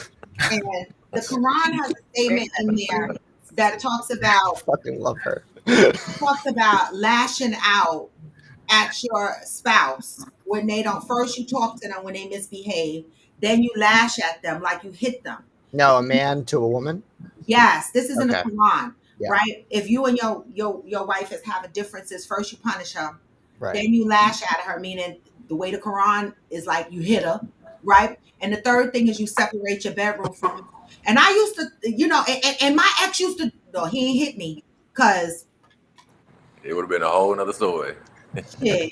Oh, there she go with that pencil. It would have been commissary and funerals, okay? The fuck? But what he used to do was he used to do bitch shit, like separate the room. Like he would go sleep in the guest room, right? And I wouldn't give a shit. I'd be like, what the fuck? I don't care. Right? He thought he was punishing me. And I'd be like, this is some whack shit. He'd be like, it's in the Quran. I said, that's why the fuck people like you got me out here side-eyeing these fucking books. Because what kind of Quran or what kind of fucking book would tell you to separate your bedroom from your wife if she's not behaving? Who the fuck are you? Right. And what is not behaving? And why are you not an adult? Right? Why are women considered to be objects and children? Thank you. Like you punishing me like I'm a fucking kid? Yeah. Man, bye. Like I don't even care. Like I was so like over that shit. Like I was like, I don't understand how you pray 5 times a day and then act evil. Like it don't make sense. Right. To me. You know what I'm saying? And so that was like the cherry on the top for me. Like when he left, I was like, fuck this. And if anybody come eyeline me, I'm gonna cuss them the fuck out because I'm gonna be like, y'all are bugging. Y'all tell me that this man Muhammad was sitting down and God came out the sky and talked to him and he wrote a whole fucking Quran out of it and we got to figure out whether the Quran is the real word versus the Christianity Bible versus the Torah. Fuck this. Like, I don't have time for this. Like, it's too fucking confusing. I don't know. It's weird to me. Like, why is God sending all these different messages? Right. And I just feel like Christianity was forced upon Christianity started in Africa. Yeah. Well, wait, what? Yes, look it up. It's a history. Say it again. I didn't hear what you said. Christianity was started in Africa, but not in the way it is taught today. Okay. All right. And I didn't know that. I found this out like a month or so ago. There was like a post, and I googled it, researched it. Well, yeah, like all the places that they mention in the Bible, those are in Africa. They are. Right, but they massaged it. Christianity came in, like the Catholicism is what changed things, right? Catholicism came in and they changed it. That's when shit started to change to Sunday. That's when the Hey, your master shit. what you call the saints? Who are they? Like the statues, the saints, all them Saint Peter, Saint this, Saint that, all these fucking. I'm like, who the fuck are these people? Ain't that Catholic? Yeah, Catholicism. Yeah. They came in and swept the nation with their understanding and interpretation. Right. And Christianity was just used as a manipulative tool or weapon. Even it's weaponized. Yeah, it was weaponized, and I'm it's just always like, weaponized. Yeah. And religion is another form of control. It is a way to force control upon people in mass, because people implicitly trust their preachers, their pastors, their priests, because they believe so much in the religion that they feel like God speaks through them. So I should trust everything that they say. Right? I don't trust everything to nobody. I almost say I can't do that one. But what I'm saying is, so now you have like that one pastor that has a church that was like, if you vote Democrat, then you're not a believer and you're the devil and you need to get out of this church. Like that was his view, right? His political view. His view. And they shouldn't be talking about politics. Right. And I was going to say, where in the Bible is this Democrats and Republicans? Thank you. Like, what's he doing? What about these churches that prey on people's private parts? Like, y'all see that going around? Like, there's this woman who, there's this woman in the church, right? Look it up, Google it, it's out there. She is giving the men of the church her breast milk because she said it's holy. Oh my gosh. Earth. So they sucking her titty, right? Wait, she's not even pumping. She's just giving it out of her breast. Yes. All right. And what about that pastor that was going around talking about he blessed the women's of the church, their vaginas, he had to have sex with them or some shit. Like these churches be standing up. Let me tell you something. People hide in the churches their crime. They make it about religion and they do shit like that. When I see a pastor going around talking about I sleep with the women in the church to bless their vaginas or whatever, I'm like, no, you really a racist. But you put a building up and you're not paying taxes, and this is how you getting underneath the law. But it ain't nothing. It's just truthfully, you just a bitch ass nigga is what it is. All right, I think we're straying way off the topic. Right. Okay, so Johnny said something key. He said he had trouble forgiving his father because his father died young. That is so close to what Ghost was saying about Chase's mom, right? And so Johnny, how did you get through that? Or are you still getting through that?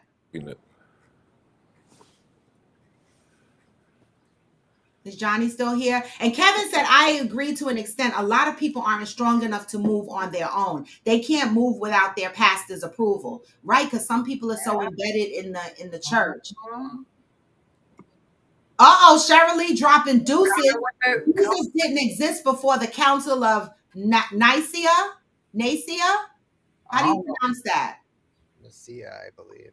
Can you put that on a pork chop? Oh, yeah, I was just curious as to the letter J wasn't even invented back then. So how was your name Jesus?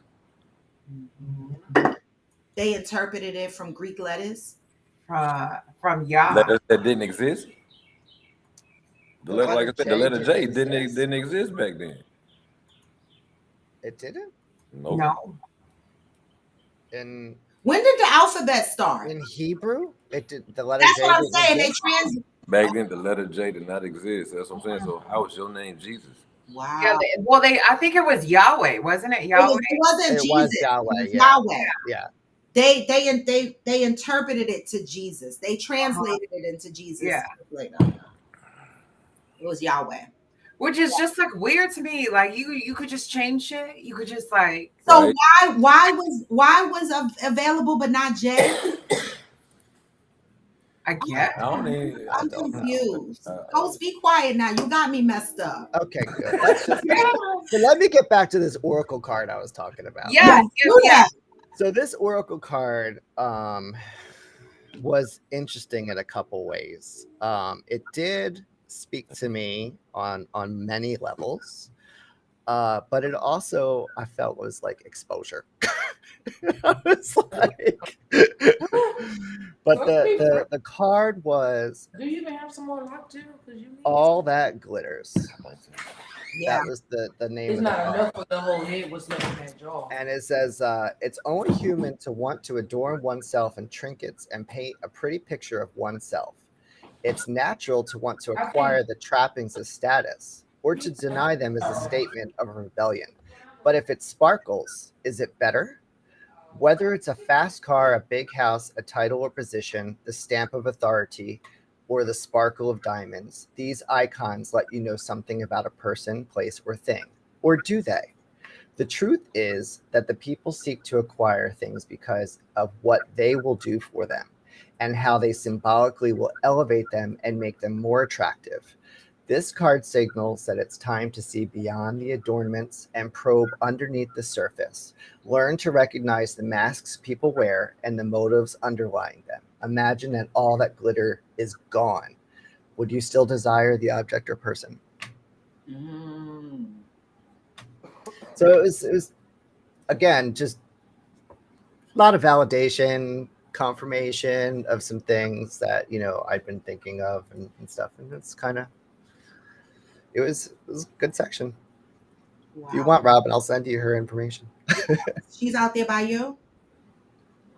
She is in Monroe. So she's like by Jamesburg. Okay. Yeah. It's far from me, but not far from me. It's 8A. She does Zoom and she does Zoom sessions as well. Okay. No, I want her to touch me. Yeah. Yeah. Yeah. Y'all said my second cousin had like 8 kids out of wedlock and is a preacher. We met a new kid every time there was a funeral. Okay. Still a preacher? Wait, he's still a preacher? Go say, is he still a preacher? I think that's why he only got 10 members. Oh, so he's God still don't like that mess. I don't like that mess. Exactly. Right, because who's going to his church? Like, I you know what? I don't even side eye him. Wait a minute. I just side thought of eye something. members. 10 Yeah, members. single- And he got 8 kids. So basically, they're all his kids. All his baby All his baby mamas. mamas. That's what Right. they do. Oh, speaking of kids, I watched that movie yesterday. The girl in the basement thing. I didn't watch it yet. I watched the movie yesterday. How was it? It was good, and but that girl got a lot of trauma to recover from. Dang. That girl got a lot of trauma to recover from. And y'all said it's a true story, right? Yeah. That is a long fucking time to be up underneath your mama feet and she not know it. That's fucking crazy. Oh my God, I gotta don't watch wanna know. that I don't want to today. know. This will freak me out. I can't. Like can't. that's crazy. Who recommended this, Angel? It wasn't me. Who recommended That wasn't me. All right, I gotta watch that. And I'll be trying to watch. Oh, the show that I want y'all to watch because it has great content and it's light. It's not gonna fuck y'all up, right? It's on Netflix and it's Survival of the Thickest. That's what it's called on Netflix, and it's 8 episodes. But it's deep because it just gives you a perspective of how society views us based on what we look like or whatever the case may be. I mean, digging it. I like it. I'm on episode 3 or 4, and I'm enjoying it. It has really I'm gonna go watch it today, right now, when we get off of here. Okay, good. Survival Who of is the that? Thickest. That's Peanut. Oh, Peanut. Peanut, stick your head in. There go Peanut. Oh, hi. Peanut, you getting your medicine Thursday. If I hear you fucking cough on Friday, I'm gonna reach through this phone and slap you. Hey, y'all gonna send out early birthday wishes. My birthday Saturday. Oh yes, Friday. Oh, happy early Remind us on birthday. here to celebrate. Wait, I gotta put y'all back on. Wait a minute. Keep talking. Mine tomorrow. Your birthday's tomorrow?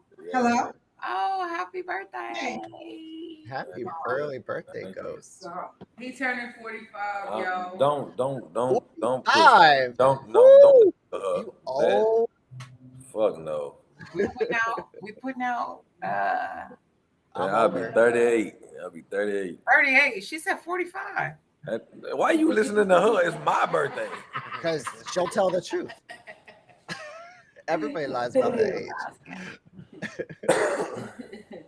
Man, I need to shave. I look older than 38 right now. That's why I said 45. I'm like, well, I gotta say, it's all this extra salt in this motherfucker. The stress of having 3 kids, goddamn. man, That shit came quick.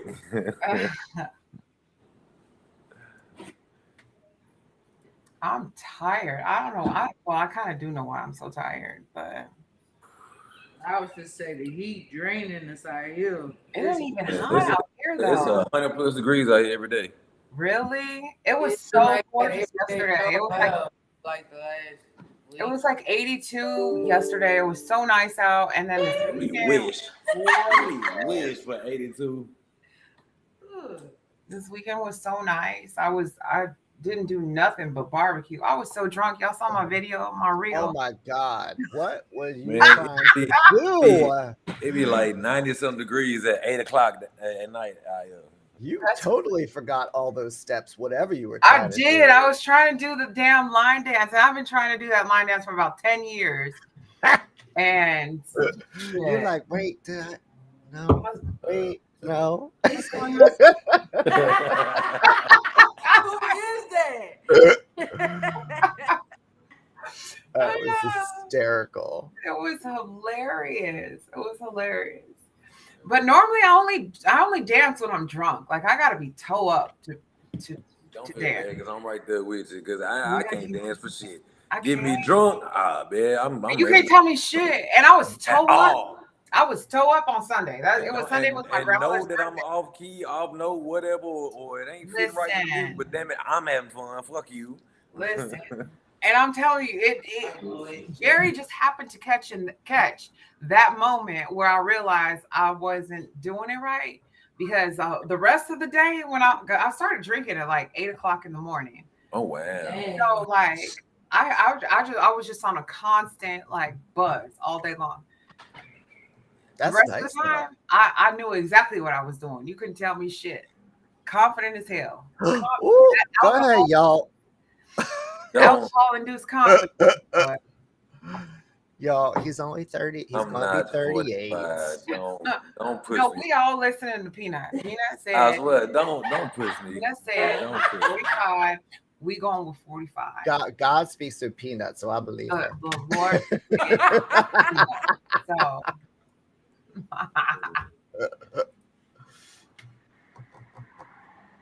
Oh, good. I put that recommendation of the show on Discord for anybody who wants to see it. Oh, cool. I didn't get the alert. Oh, yes, I did. I did. You didn't post the ribs though, Angel. I didn't. I should have. What did you grill? Because you know Kevin's interested because he's the I know. grill man. That's probably why I didn't post the ribs. 'Cause, like, Kevin was fucking. I made ribs, chicken, burgers. I had like some hot links on there. I was barbecuing all damn day. All day. That But sounds good. the ribs are my specialty though. Like I make And we're about to make some ribs. good ribs. In the next couple of days, some ribs and some brisket. How do you prepare your ribs? Me? Both of you, yeah. I coat mine with mustard first. Okay. And then I let them sit with mustard for like an hour or two. And then I season them. And So then you I'll do like a dry rub kind of? Well, okay, so the seasonings are dry, obviously, but then the Yeah. mustard is wet, so it's like Yeah, a yeah, wet, like I Okay. don't know, a marinade, I guess. Gotcha. Yeah. Yeah. So So, and I then do a straight dry rub on ribs and you do? brisket. Like now, I'll marinate like my steak. And see, I'll take I got my seasonings or whatnot that I put on my steak and whatever, but I marinate it in wishbone Italian dressing. I marinate it overnight. What? And my steak, like I marinate it in wishbone Italian dressing overnight. Throw that bitch on the grill. Say, that'd be the best shit you ever had in your life. All right. The only thing I really put on my steak is salt and pepper, but I coat it in mayonnaise first, and then so don't make the face. I worked in a Michelin star restaurant, and that is how they prepare steaks. A lot of restaurants do it actually, because what it does is when you put it on a broiler, under a broiler or on a grill, it sears the outside of the steak, so it keeps all of the juices inside. And that way, when you order a steak that's very nicely cooked on the outside, but still whatever the temperature you like on the inside, it's usually because it was coated in some sort of fat. And that's all that mayonnaise is. It's just fat. Yeah. But I'm gonna tell you, I'm gonna say this to you, and no offense, I'm saying to you what everybody else on here is thinking. But That was some real white people shit to say. probably. I don't say because salt and pepper is Probably. not seasoning, and then you talking about mayonnaise. No, That no, was some real no, white no. folk shit to say. Salt and pepper on a steak is the shit. It Like, is. let me I tell mean, you, if you go to a steakhouse, don't get the fuck- if you go to I'm a steakhouse, what are they Just- seasoning steaks with? Just salt and pepper. Yes. Nothing else. Yeah. Yes. I can't. I need some flavor. I need some seasoning. There is- Uh-huh. The beef not- is that's the not flavor. Yeah. What kind of beef do you eat that doesn't have flavor? Well, see, it's like I gotta add my own seasoning to it. Like I have to. I And can't that's fine though. eat But that's straight meat. But that's not saying that a steak is not flavorful on its own. I believe, like when I cook meat, that there is inherently some flavor in that meat. The beef I buy is organic, grass-fed, open pasture, everything, and it has flavor to it. It is not. I don't buy meat at the store. I get it all from a cow. I buy a cow, and it's butchered, and I have it for months and months and months. But it has its own flavor because it's not mass produced. Yeah. And then when you go to steakhouses, they don't season steaks with all kinds of Salt and pepper. Yeah, I mean, I'm saying, don't And it get is fucked up. salt. I know that. You know what I'm saying? I do Yeah. know that. But when I cook mine, it's gonna be, you know what I'm saying, more to it. Like And at steakhouses too, they don't have no freaking ain't no A1 sauce. No, I was Yeah, about to no say, steak I was sauce. about to say that, and that's my. Yeah. I don't care what you got on the steak, whether it's just salt and pepper or whatever it is, it's your thing.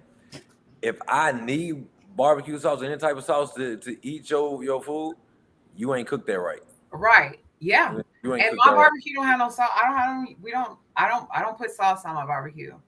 I can't. Everybody's got preferences, goes. Yeah. Oh, yeah. Working me the fuck.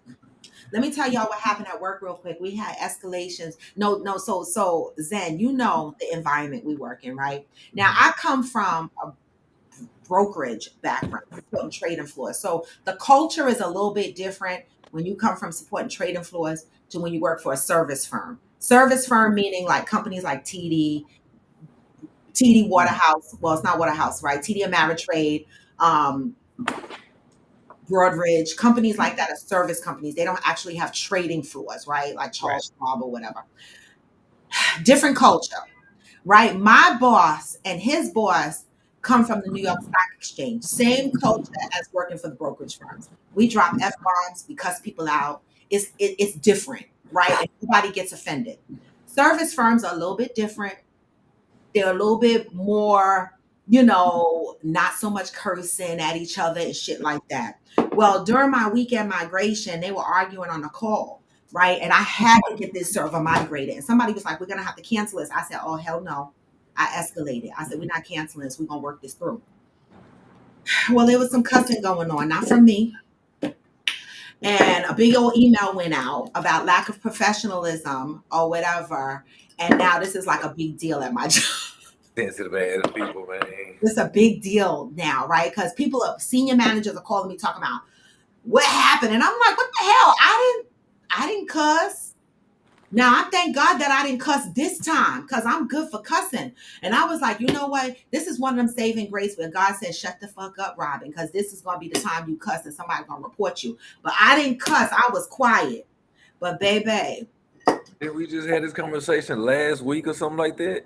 it happened again, same project. But people are frustrated. Like they keep, like these companies let people go, lay people off, but we still have projects and we still have dates, and people are stretched so thin. And so people get on these calls and they're aggravated. And I be mad when people be like, well, my shift is over. You got to work with the offshore staff. What the fuck? Like my shift, I don't have a shift. Like if the work is from 5 p.m. until 2 o'clock in the morning, it's me. And if I got to get up the next morning at 6 a.m. to open up the call, it's me. I don't have a shift to pass it off to. And so it's just a lot. And so they're working me. But it's going to be a hectic day. It might be some HR issues. HR. Maybe because somebody was offended. Somebody was like, don't be cussing at my people. I was like, I ain't cuss. It wasn't me. I was like, but who? They really got the, and it wasn't, they didn't cuss at the person. They just, they didn't say and the person didn't appreciate it. Or you could kiss my ass. They didn't say that. They just cussed like on a call. Right. And I was like, really, y'all mad about that? But see, again, I had to take a step back and I had to go, Robin, you're not mad about that. It didn't offend you, but you can't question somebody else that it offended. See, that's that healing shit. Because I'd have been like, oh, y'all little bitches. But people get triggered by shit, even in a professional environment. Mm-hmm. And we have to keep that in mind. And so, I'm trying to be understanding. So that's why my phone is blowing up. My boss's boss was calling me. Somebody else on the project was calling me. And they all talking about this email and all this shit that's going on. And I'm like, I just want to get the work done. Oh, yeah. I just want to get the work done. Well, but it's weird, though, that it sounds like the person that was cussing is the one that was unprofessional.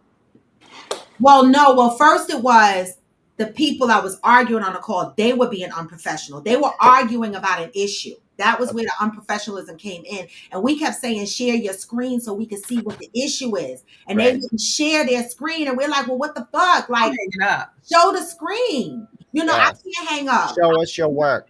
Show us your work. And they kept arguing and blaming each other. That's when a senior person jumped on a call and said, please stop arguing. Y'all are acting like kids. Share the screen. They kept ignoring him. Are they developers? No, these were technical people, Unix and NDM teams and stuff like that. And the senior person jumped on the call and said, share your screen so we can see what's going on. He said it 3 times. By the 4th time, he was like, fucking share the screen. They shared the screen. And the project went good after that. So I was like, the F worked. It worked. But somebody got offended. I was like, the fuck? I mean, shit, did you not hear this motherfucker ask 3 times already? 3 times. Like, why the fuck I gotta ask you for some shit? I can't stand people like that. Like, common sense would have told you if you shared your work, all this shit could have been we wouldn't have been here. And as soon as they shared their screen, guess what, Zen? Inside the command line, it was wrong. Pseudo to tracker is where the word tracker was. They had a hashtag. User error, but if you didn't share your screen, we would have never saw it. You understand what I'm saying? Yes. How could it be me? I am perfect. Nothing can be wrong with my stuff. Right. So this is my day today, but I'm off tomorrow. Okay. I'm heading to the city. Good for you. Early. I took a day off. I need a mental break. I'm going into the city. I'm going to have me some lunch. And then I'm going to see Ruben Studdard sing Luther Vandross songs at Sony Music Hall. Nice. That sounds really nice. You going by yourself? No. Yeah. No. I got friends. What was that? That was like a weird type of. Yeah, like your mouth said one thing, but your face and body language said Okay. Because I'm excited about Ruben Studdard. Can I be excited about him? Sure, let that be it. Tell that to somebody Yeah. that don't know. But okay, yeah. If it ain't your boo, is it someone new? What? I don't understand the words that are coming out of your mouth. Oh, okay. That's cool. I don't understand the words that are coming out of your mouth right now. All right. I You guess. know, but I got to wind down the show. But you know me, Cancun. Y'all can ask me anything you want in Cancun. I might tell you. Because anything that happens in Mexico stays. Did you send out your NDA yet?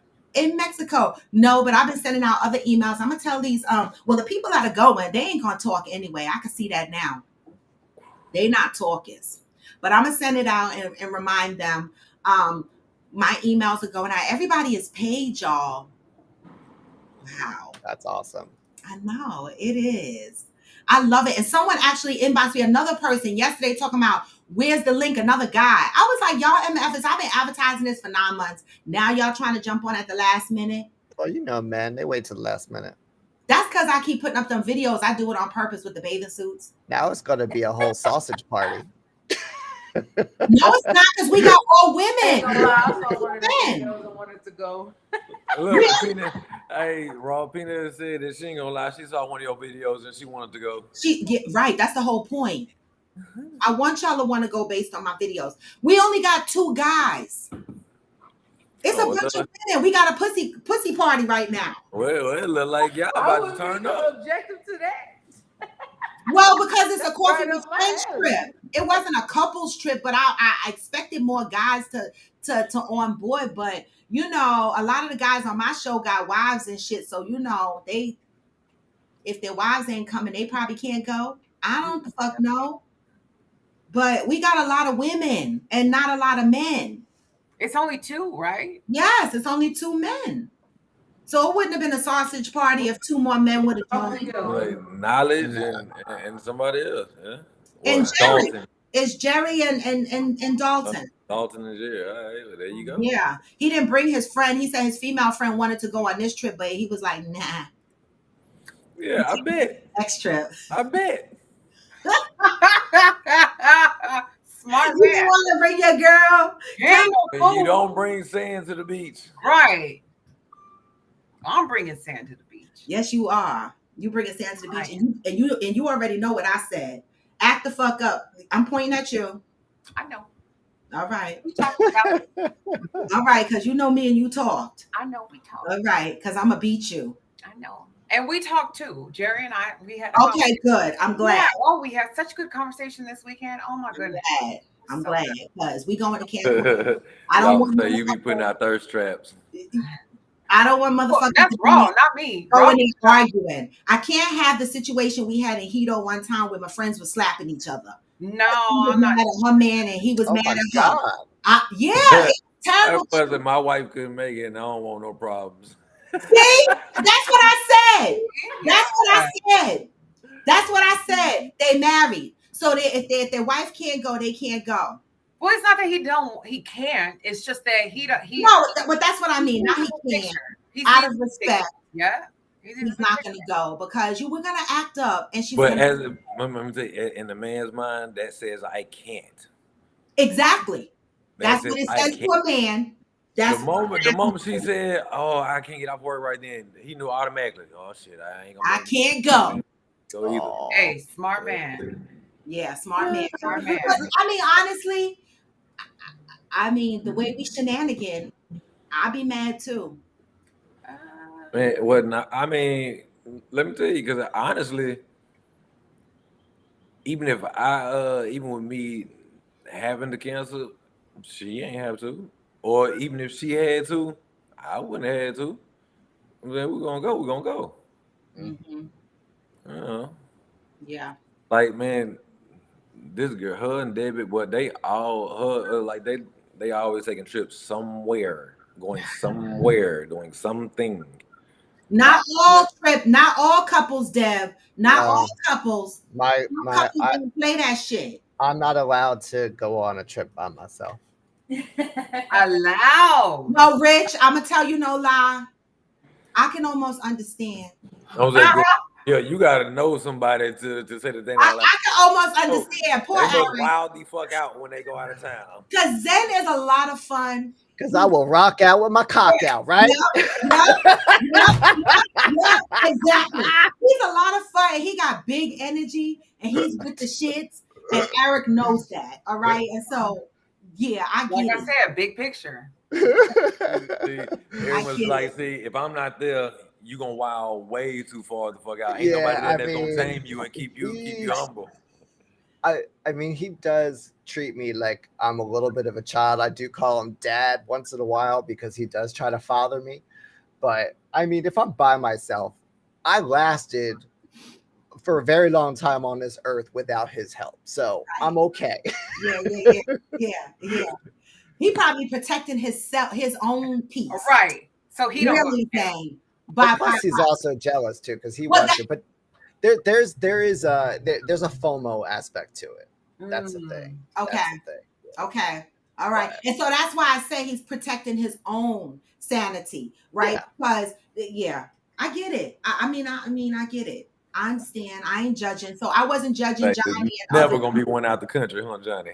Say we know for a fact. Out the country now, like 1 or 2 states over with the guys, sure. Yeah. Out the country? Out the country. Hell no. The energy is different. You know, the palm trees make you do things. Uh-huh. The palm trees in the sand, I'm telling you, be like, I'm never going to do this. And as soon as you get to the palm trees and sand, you be like, I did it. You doing it. I'm doing it. I done did it. Mm-hmm. You know, listen, we're going to have a good time, y'all. I know. For all those that don't make Cancun, Houston is loading November. So for those that want to go, don't fucking play. We are in July. You got from now to start looking up your flights. We put the dates out there, November 17th. Yes. I need to talk to Debbie and Fancy K. I have some ideas, right? Because, you know, we're planning a lot of activities. And so I want to bounce something off Deb and Fancy K. But I need you guys to know if you are going, make sure you set the time aside. Make sure y'all are talking about your flights, where you're staying, and shit like that. Let's make this happen. Houston is loading. We're talking about motorcycle, ranch style barbecue, backpacking, wine. Ranch style barbecue. Motorcycle ranch style. They have a ranch. Yeah, our club like is at a ranch. And then, like we got a saloon out there and all that. Okay. Do you have to take a motorcycle to get there? No. I mean, you don't have to. I'm just saying, like, we're a motorcycle club. Okay. They're a club, so people can drive there. And some people want to be somebody backpack. Some people want to ride on the back of somebody's bike. Yeah. Oh, no, I don't. So while we're at the barbecue, you don't have to do that. That's me. I said I want to do it. So while we're at the barbecue, I'm jumping on somebody's bike. I think Smokey's. No, who was it again? It wasn't Smokey. Who was it? Sweat. I'm jumping on Sweat's bike. Okay. Sweaty. Sweaty. Sweaty.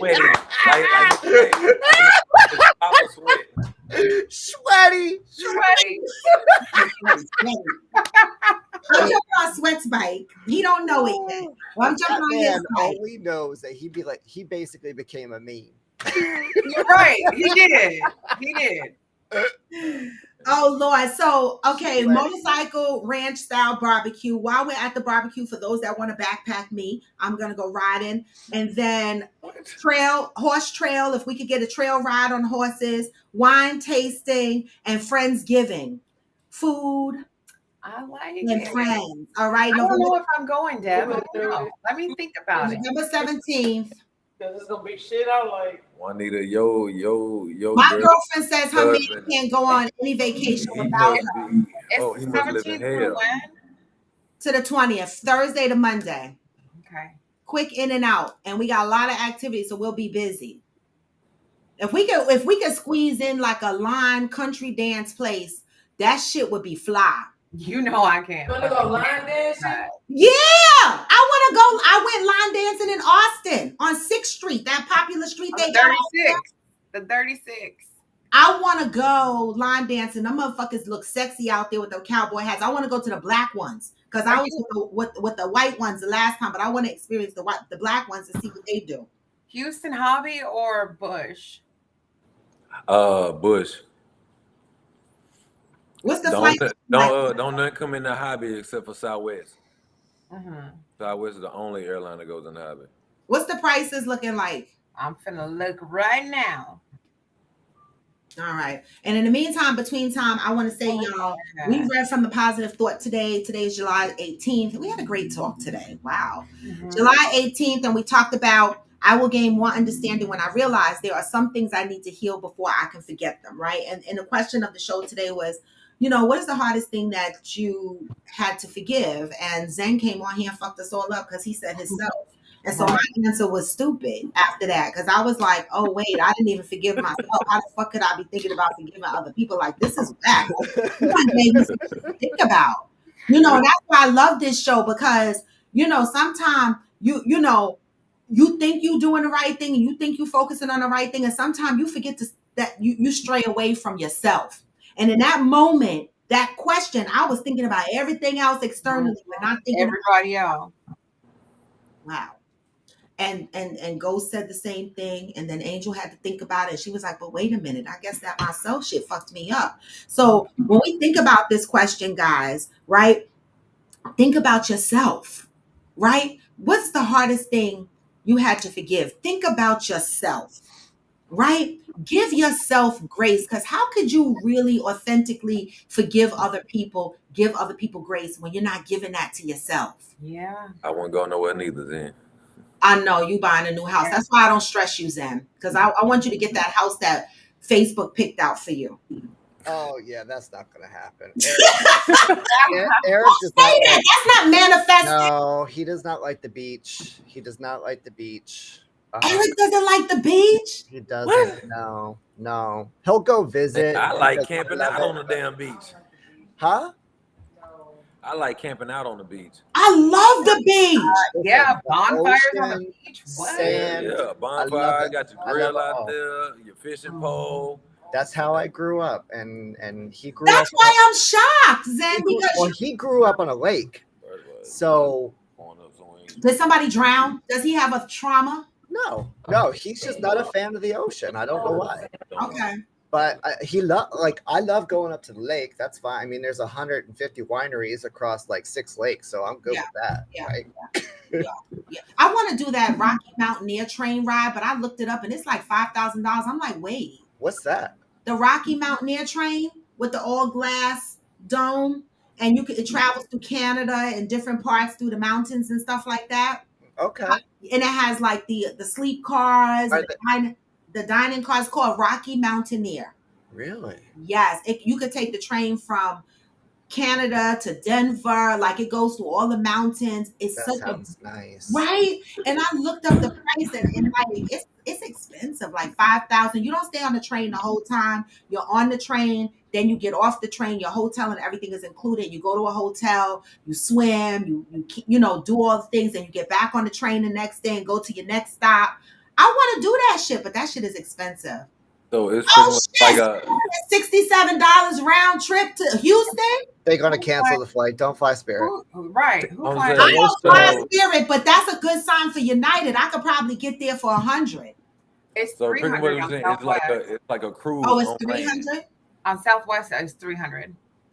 So it's a cruise on land. Pretty much is what you're saying. The Rocky Mountain thing. It's what? Yes. It's like a cruise on land. But you get on and off the train. Like, you do wine tasting, you get off the train. They got I'm saying like you get in and out, on and off. In and off the cruise. Yep. But it's way more expensive than a cruise. Yeah, it sounds like that 5,000. I bet not have to come out my pocket for shit. For the whole that's cruise. what I'm saying. Deb said 300. Let me see how much mine say. When I get to thinking about $300 for a flight, I get to think about how much gas is it going to take to drive there and back. Because I like driving. But for us, we can't drive. I like the scenery. You know what I'm saying? I like the scenery. Let me see flights. I used to. Trip. Now I'm too impatient. Right. I'm like, I just want to get there. Right. Yeah. I can sit on a plane and it'll take me like an hour and a half. Where's my cocktail? Like 2 hours. It's that Well, bush, see, right? I tell you, like I like getting on planes too. Like if I got to go a far distance or whatever, but I still like driving. November Even if it's 6th. a far distance, I kind of got control issues. You know what I'm saying? Like I'm not in control of that plane. You know what I'm saying? I can't control what that bitch do. Don't know nothing. But this car, I can whip this motherfucker. I can do that thing. Angel, I was wrong. Y'all was right. The 16th through the 20th, the Thursday. The Thursday. Oh, $218 United. Round trip. There Yeah. you go. I would say your Spirit is ghetto as hell. Yeah. Spirit is like the economy section from the movie Soul Plane. No, I don't. That's okay. I'll fly into Bush. It's only $200 for me now. I got price check on, so it'll alert me if the Yeah, price. that's what I'm saying. Now, if you do find like Debbie say, if you do find a cheap price with Southwest and you fly in the Hobby, that's cool. Man, I'm that's not flying fine. Southwest of Because Spirit. I go, you know what I'm saying? Because I go to the South Side a lot. Because you know what I'm saying, like my kids stay on the South Side. Everybody I know is on the South Side. My club's on the South Side. My mom on the South. Like everything. My whole life is on the South Side. I'm on the North Side of now. You know. Yeah, because of you're married now. Her. Married now.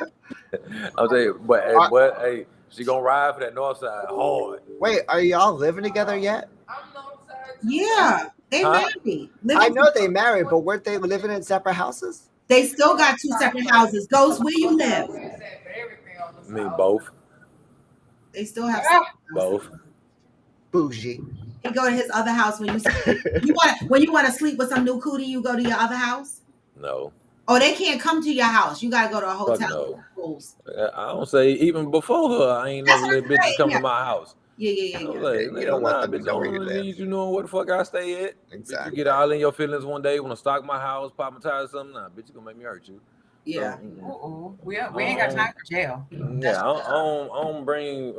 I've never brought like women to my house. If we went in a serious relationship, like committed, you don't know where I stay at.